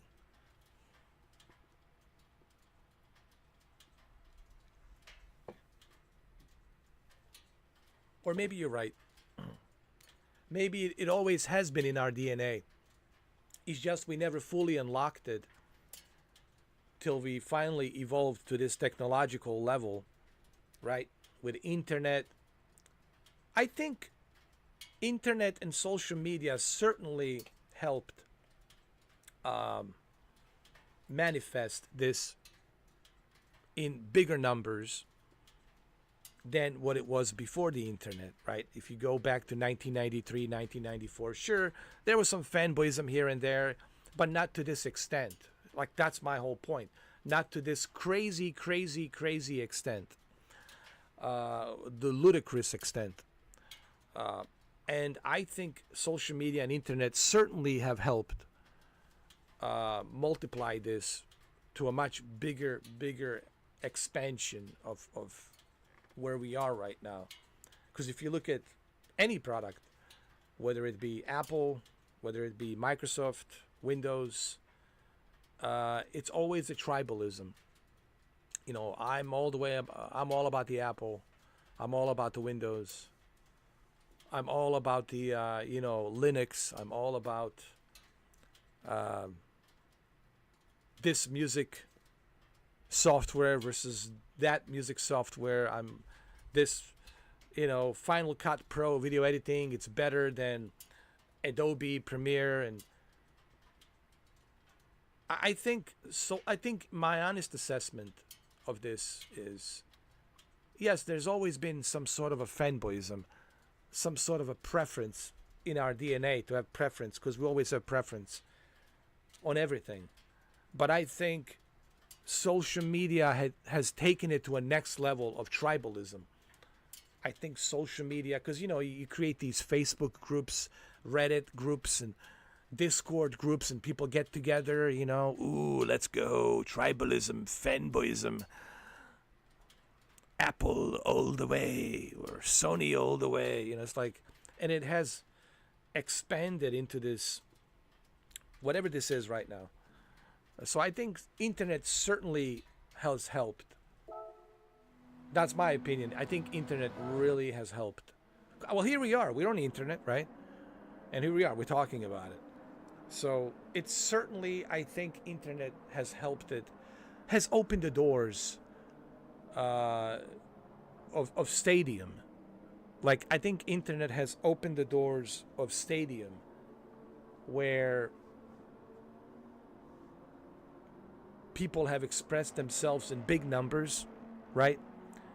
I think before it was in smaller numbers because we didn't have social media, we didn't have internet, right? Even though there were some, TV channels that kind of like talked about that a little bit. We prefer Apple versus Windows, blah blah blah, or we prefer Atari versus Amiga or Commodore. But internet in 90s, 98, 99, early 2000, internet has really opened the doors of Stadium Coliseum. It's almost like a gladiator stadium Coliseum, 3,000 people, and they all spoken about their preference of tribalism. And then they opened another stadium of 3,000 people, and they have spoken about their tribalism. And they keep building these stadiums, and it just keep multiplying and multiplying. And here we are, 2025. It's on a grand scale. It's on a grand scale of just unbelievable fanboyism,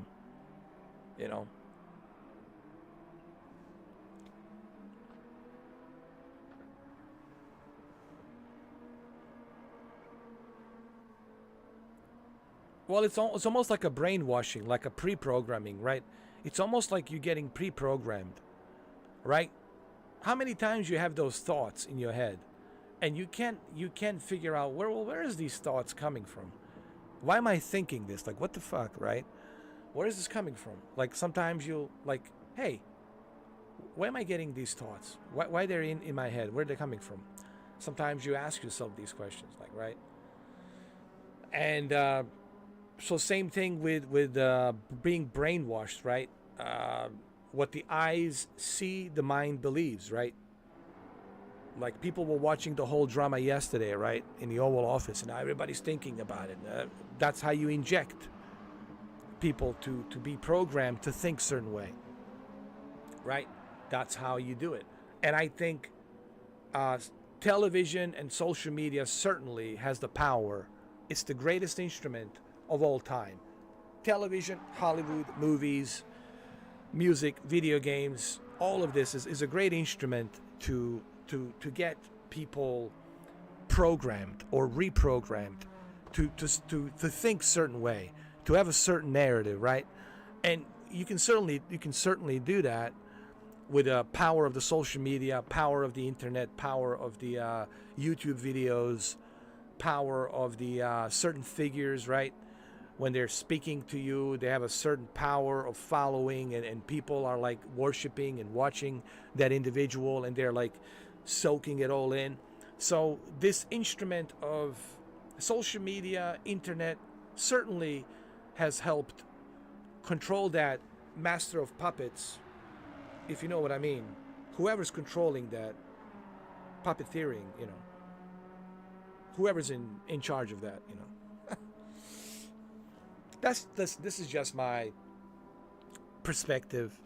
I don't want to turn this into a podcast, even though I used to do a podcast and we used to talk about these things. But sometimes I think about these things. Sometimes I'm like somebody would bring a question, like this guy earlier, the chosen one, would bring a question about Xbox, right? And what else did he ask?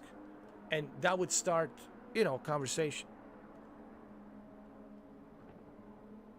Any leaks of what exactly the new Xbox is going to be, console or handheld?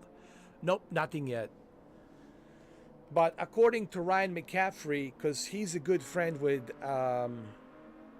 Phil Spencer, and you guys know who Ryan McCaffrey is, right?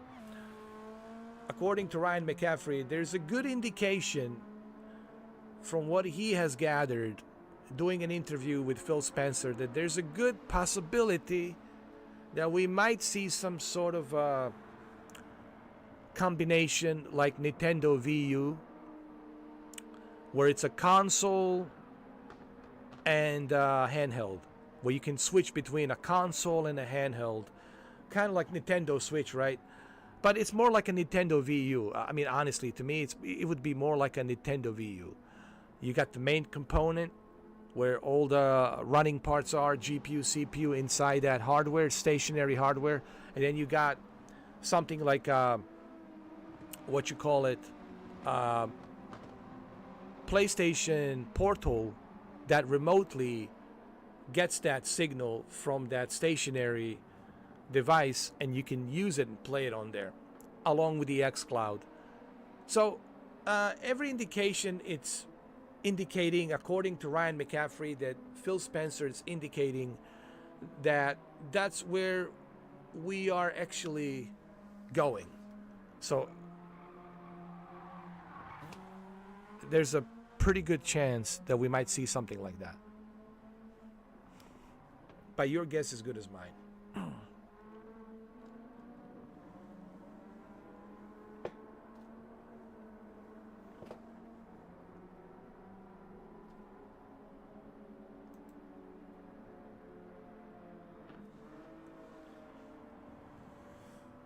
Remember how they advertised smoking as social thing back in the 50s and 60s, and people bought it? Yeah, well, yeah, it's listen, same thing with the beer, Budweiser or Coca-Cola. You got a playmate from Playboy with a nice cleavage, great legs, and she's advertising Coca-Cola. Oh, you want that? Or she's advertising a new whatever, a new Walkman. Oh, I want that Walkman. Ooh, that specific Sony Walkman. She's skate rolling. Oh my goodness, I want that. Oh yeah, dude. Like or Vanilla Ice with a boombox, hi-fi, stereo boombox. Ooh, I want that boombox the Vanilla Ice has. Yeah, sure, of course. Yeah, it has an influence. It's called influence. It's influential. That's why we have influencers. Dr. Disrespect, used to wear these, and he certainly has influenced me to purchase these what you call it, Turtle Beaches. These broken Turtle Beaches, they went through hell, but they still work. And I was influenced to purchase these, and they're great. But his influence, him wearing it, because he was sponsored by Turtle Beach, him wearing it certainly has influenced me and many others to purchase a Turtle Beach. Of course. Sure. The influence, of course. Yeah. Because that's how we're wired. You see, we're wired as humans. Our DNA is wired a certain way. And there's powers to be. They understand that. They know that. They're very familiar. The powers to be, the puppeteers, the powers to be, the puppeteers, they understand that, and they know how to tap into it. Same thing with Hollywood, right? Movies, TV shows, showbiz, music, all of that. They know how to tap into our guilty pleasures, to tap into our lust, what we're lusting for, what we're lusting and what we want, the needful things, right? Those needful things that everybody wants. So they know how to tap into that. They know how to tap into our dopamine, our DMT, which is our dopamine. DMT in our brain produces that dopamine that really helps us, lust for that certain thing. Like it gives us that high. Right? You get high on certain things. You might get high on playing a certain game. You might get high on driving an American Truck Simulator. You might get high on that. Dopamine effect will kick in. A certain coffee will give you a dopamine effect. It'll kick in. Certain movies, certain music will give you a dopamine effect, will make you feel like, whoa, dude, this makes me feel great. You know, like listening to AC/DC, right? And it'll get you going. Dirty D's, done dirt cheap, right? Or whatever. Um, Thunderstruck, you know, Thunderstruck. So there's certain things that they're going to open up your dopamine. A certain lady whom you're attracted to and you fantasizing about her and like, ooh, dopamine effect right away. There's certain things in our mind that they can be tuned into, like a frequency. You know, it's almost like a amateur radio frequency, right? Like a ham radio. You're going through the frequency and you're finally getting there, communicating with another continent, right? So it's like using a ham radio and just scrolling through that frequency. So I think that's how our mind works, and I think powers to be, you know, the puppeteers, I think they know this. They're very familiar with this, and they know how to tap into it. You know, certain frequency, speech, body language, tone of voice, all of this can really make you feel hypnotized.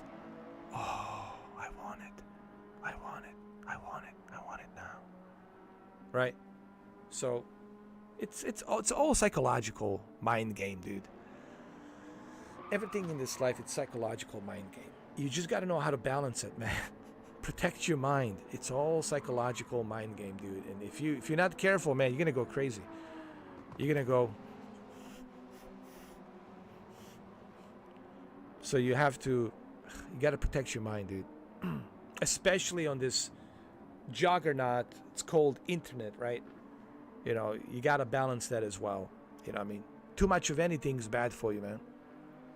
So you gotta let your mind rest a little bit. You gotta let your mind relax, because you gotta balance everything. Too much of anything, it's bad for you.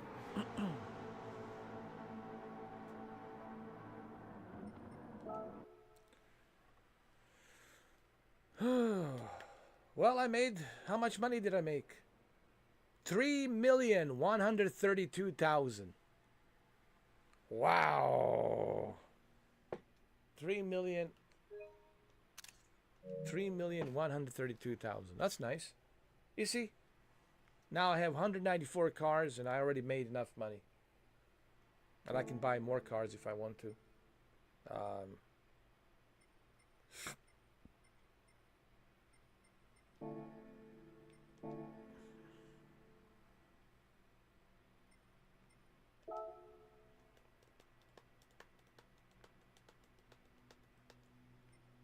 Let me see. Change a car.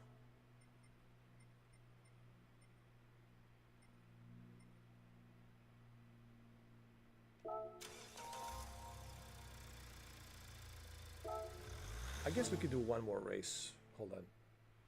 Then I have to go eat my dinner. Not my dinner, my lunch, man. I think I still have some spaghetti meatballs leftovers. Well, I'll see what I have.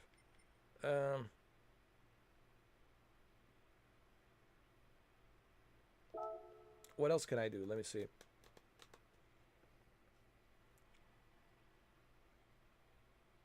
I mean, I'll be back later. Don't worry. I felt like doing a live stream during the day a little bit because it's weekend, because you guys are up and off. I think, you know, I think most of you are off on weekends, right? You're not working.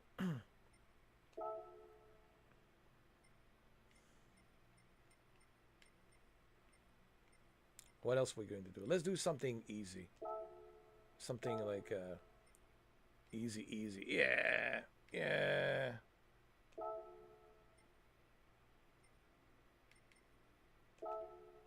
There we go. Oh, not 6 laps. No. Let's just do... No, I need more money. Hold on. I need more money.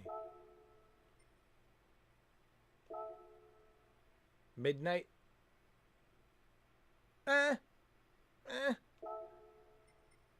3 3 laps? Jesus Christ. 44,000. All right, all right, all right, all right. So that'll be what? 3,170,000. All right. Your ass has the trouble sleeping anymore.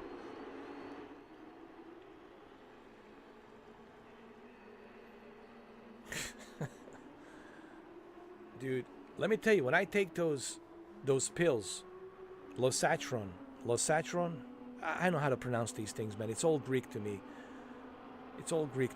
Losatron, the blood pressure pills, man. Yo, dude, I'm out. Dude, I'm out. It, like, everything slows down. I'm like, dude, everything slows down, because that's what it does. It slows down your blood pressure. Everything's, it's like.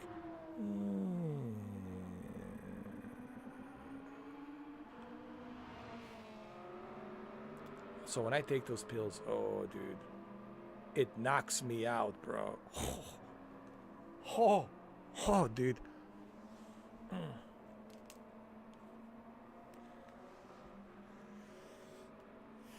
That's because you're thinking about the test drive unlimited solar crown.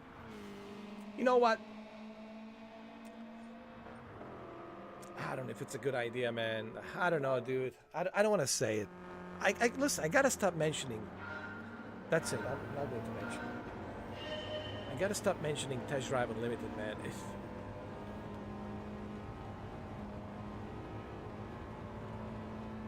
Maybe you should take him earlier, Shuki. You should take him at 6. If you take him at 6, I guarantee you by 8 o'clock, you're gonna start feeling sleepy. Once it goes into your system, I think by 8 o'clock, I think you will feel, okay, I'm ready to, I mean, dude, you're gonna feel it. You're gonna feel it, bro. You are going to be disoriented. You're going to feel it, trust me. Everything slows down. You know what I'm talking about? Like, everything starts slowing down. And you're like, oh. And then it kicks in. I think it takes a while to kick in. Till it goes into your bloodstream, you know?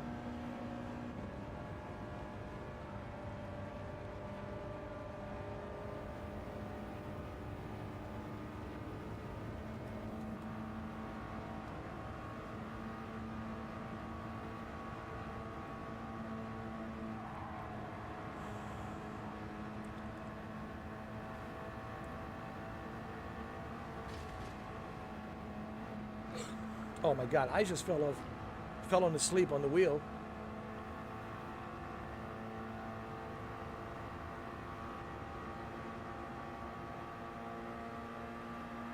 It's all test drive fault, man.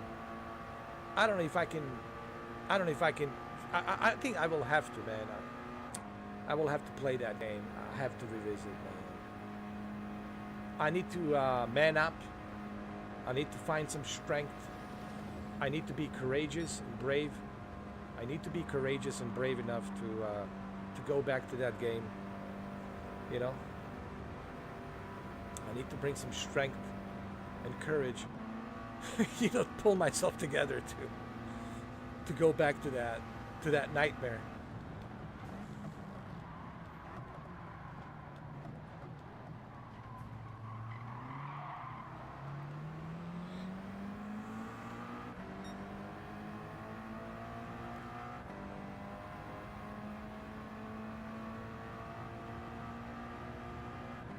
You know, someone asked me the other day, what do you do if you have uninvited thoughts in your head?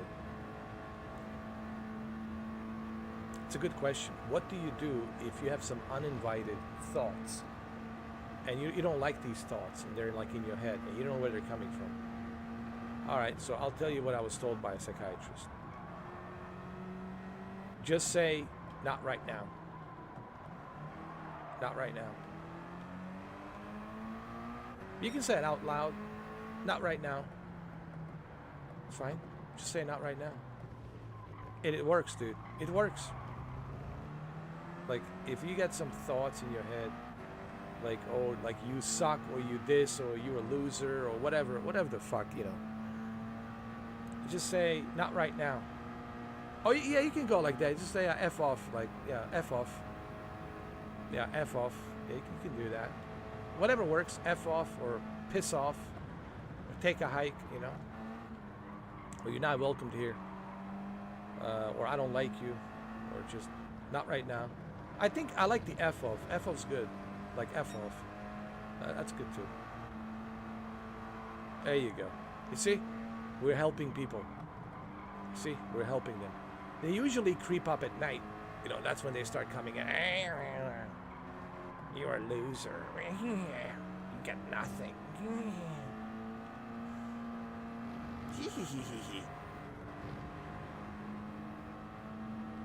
You know, you get those creepy voices in your head. You gotta tell them to fuck off. There you go. Why not? Yeah, I said it. Can I get away with it? With just one F word? Thank you. It's been 3 hours and 53 minutes, okay? It's been 4 hours. I can get away with it. I think YouTube allows you to get away with it if it's like, if it's been like, you know, over 4 hours. And I have been, you know, streaming now for 3 hours and 54 minutes, almost 4 hours. So I think they allow you to use it as long if it's not in the beginning of a video or in the beginning of a live stream. But you can use it where it's appropriate, you know, in middle of a stream. Or in this case, mine's what? 3 hours and 54 minutes, and I set it on 3 hours and 53 minutes. So it's almost 4 hours, so it's okay. You will not get demonetized, you know.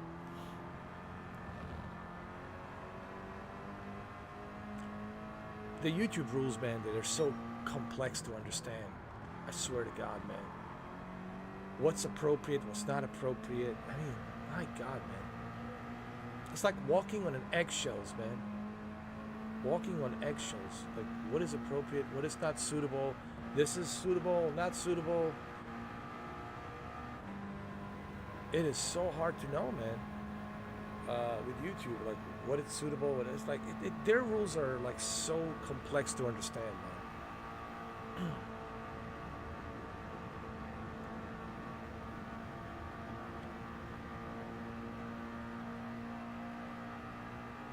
I love this Mazda. This Mazda. Zoom, zoom, zoom. Zoom, zoom, zoom.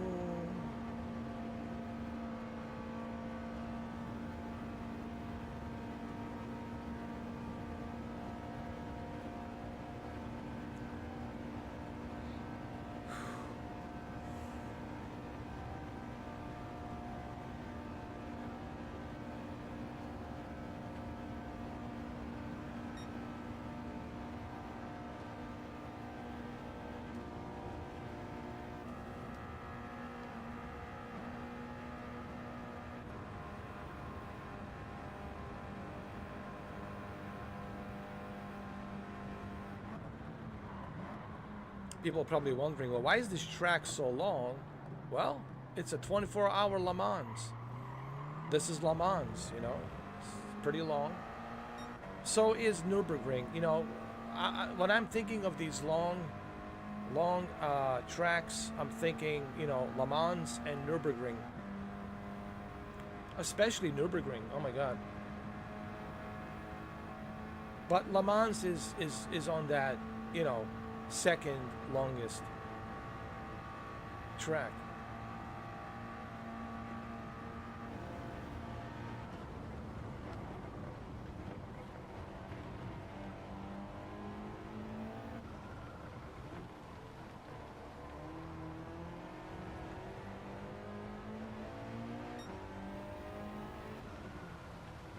Yeah, just don't say within the first 5 minutes. That's right. That's correct, Bronco. They don't want you to say within the first 5 minutes. But you can use it, but just don't say it in the first 5 minutes. I wonder why that is. It's because the advertisers don't like that, right? The advertisers, they're like, yeah, don't say it in the first 5 minutes. Just, you know, cool off, cool off, cool off. Don't say it in the first 5 minutes. Cool off. Yeah, but what if the video is 5 minutes? Then you can't use it at all, right?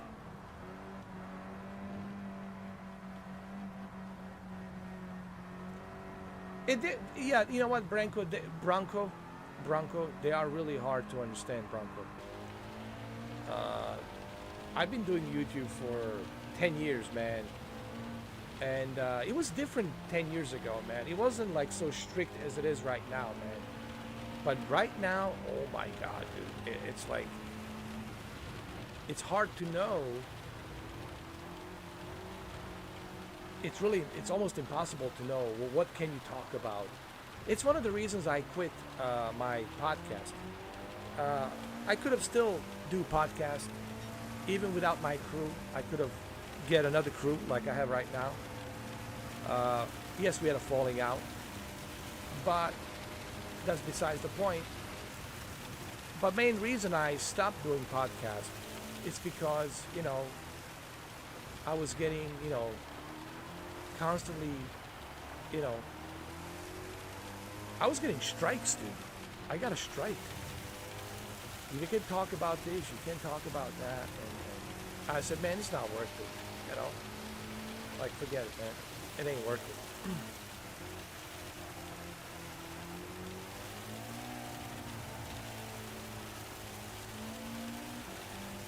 But some people said to me, but you were doing it wrong. You were doing it live. I said, well, yeah, that's the whole point. Like Joe Rogan, I want to do it live. But then people say certain things when we're, when we're doing it live, people say certain things. And, you can't edit that. It's already said. And that's why I quit doing podcasts. I was like, nah, I can't do this. But I had fun with podcasts, doing podcasts. We did a bunch of episodes, actually.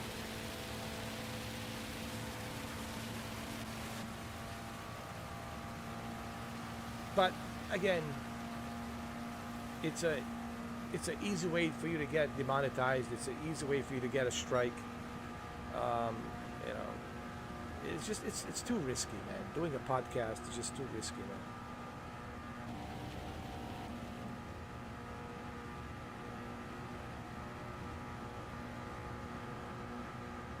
You'll probably get demonetized within the first 2 minutes. I know. I can't believe I've been doing this for 10 years. I've been doing YouTube for 10 years, and I have over 8.6 thousand videos. It's just mind-blowing to me when I think about it. Oh my God, really, dude? When I really think about it, man, I'm like, wow, dude. But it's all about journey. It's all about experience,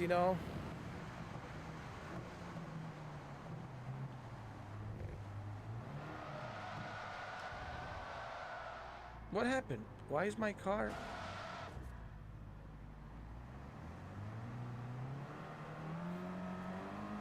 It's all about journey, experience. Everything that I do in life, it's about journey and experience, Bronco.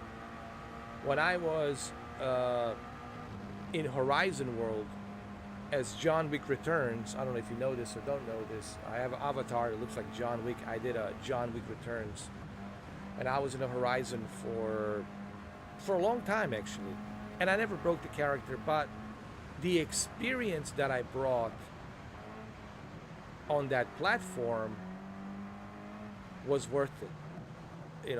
People enjoyed it. I enjoyed it as well.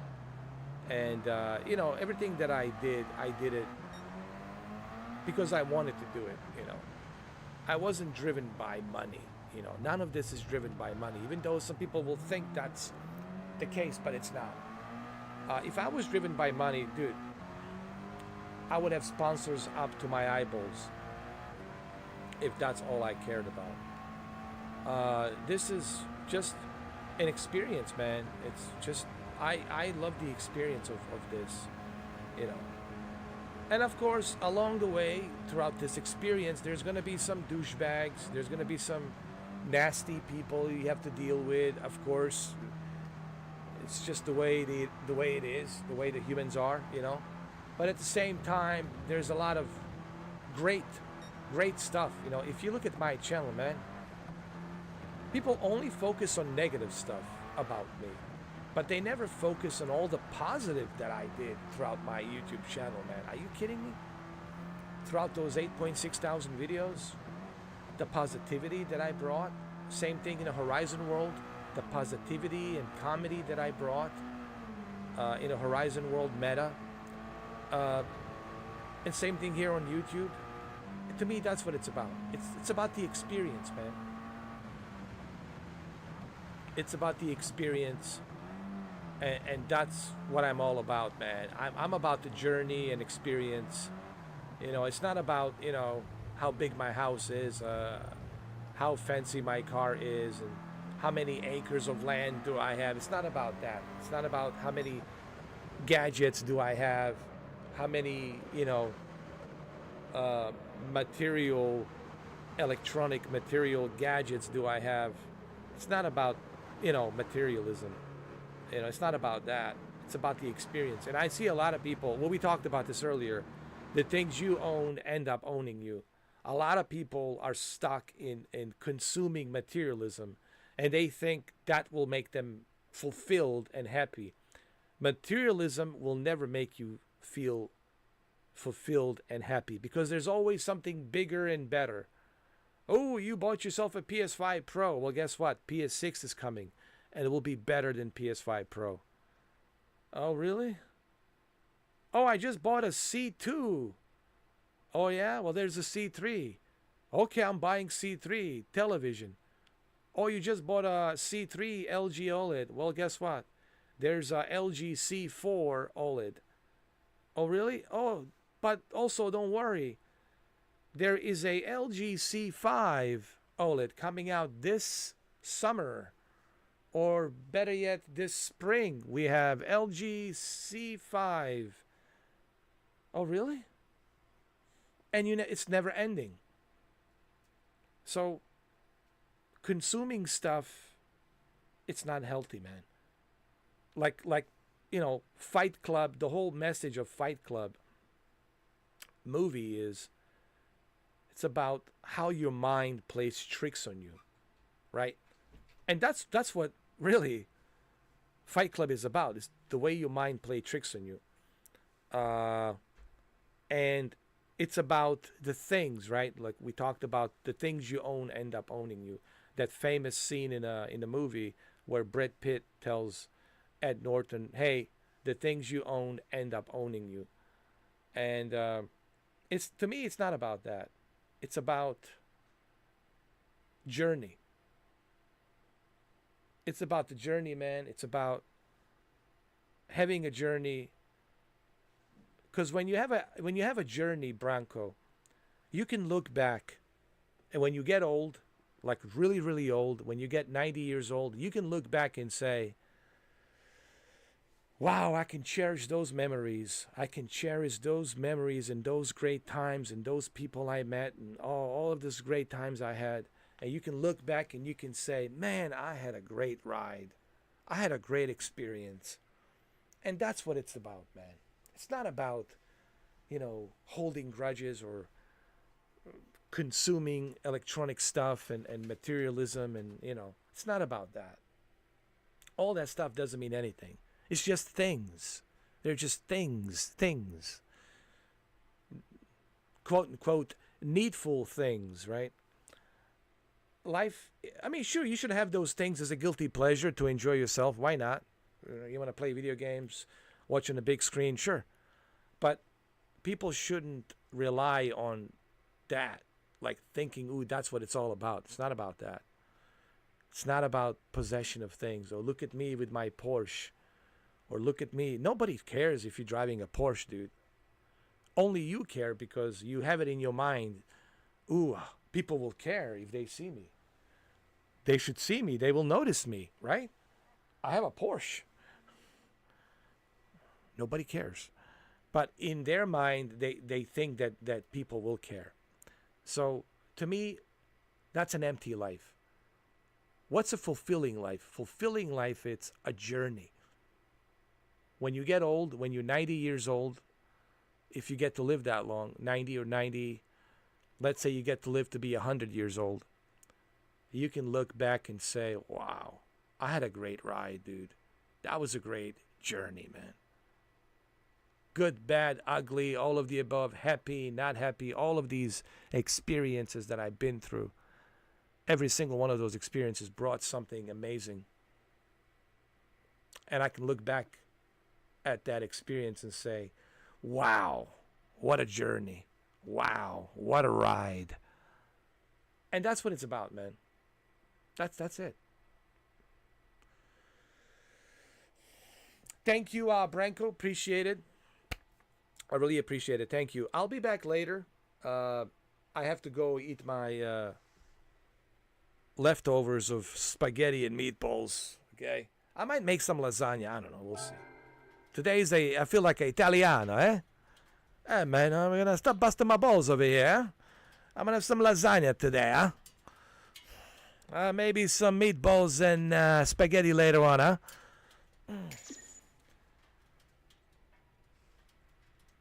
Hey, I tell you, you come into my home and you disrespected me. What am I supposed to do with you? Huh? Go eat your meatballs and spaghetti, huh? So, yeah, I'll be back. I'll be back later on, and we'll continue. I just gotta, eat my lunch, and I'll be back later. I'll be back. I made some money over here. 3,161,000. Way to go. 3,161,000.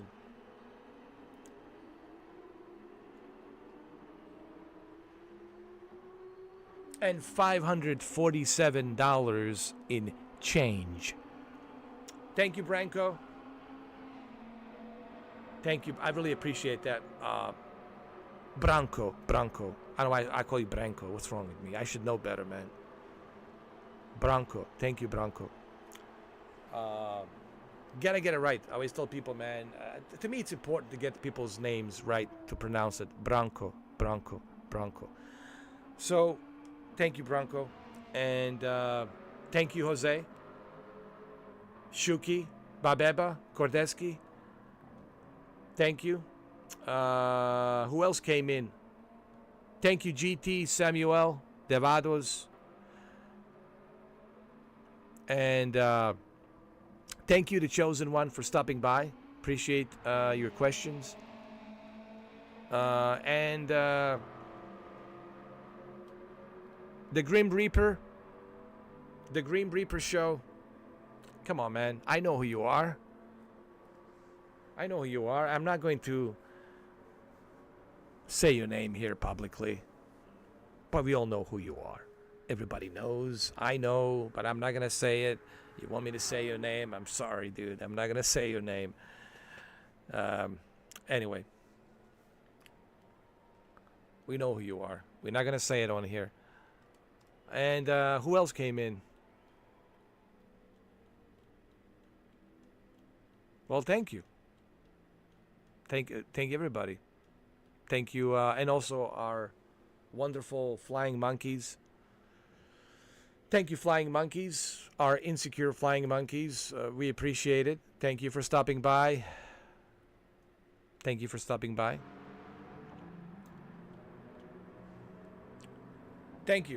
Forget about it, eh? Forget about it. All right. I'll be back later. Gotta go. I'll catch you guys later. Hey, my meatballs, man, getting cold over here, huh? Stop busting my balls, man. They're getting cold over here. Man. I got my meatballs, man, and my lasagna. I'll eat it later, huh? Come on now. I don't want my lasagna to get cold, huh? I don't want my meatballs to get cold either, huh? I eat my meatballs, man. Come on now. All right. Hey, forget about it, eh? Tony, man, what's the problem, eh? Hey. Hey, Joey, hey. Why don't you suck on my left nut, huh? Joey, huh? Why don't you just ease off, Joey, huh? Let me eat my lasagna, huh? Take care. Ciao, ciao, ciao. Ah, man, forget about it. Nothing, eh? Forget I even said it, eh? Just going to enjoy your meatballs, alright? And stay pretty and enjoy your meatballs, eh? Forget about it, huh? Alright, I'll be back. I'll be back later. Injo Po, thank you for stopping by, man, but I gotta go, man. Catch me later. Catch me later, brother.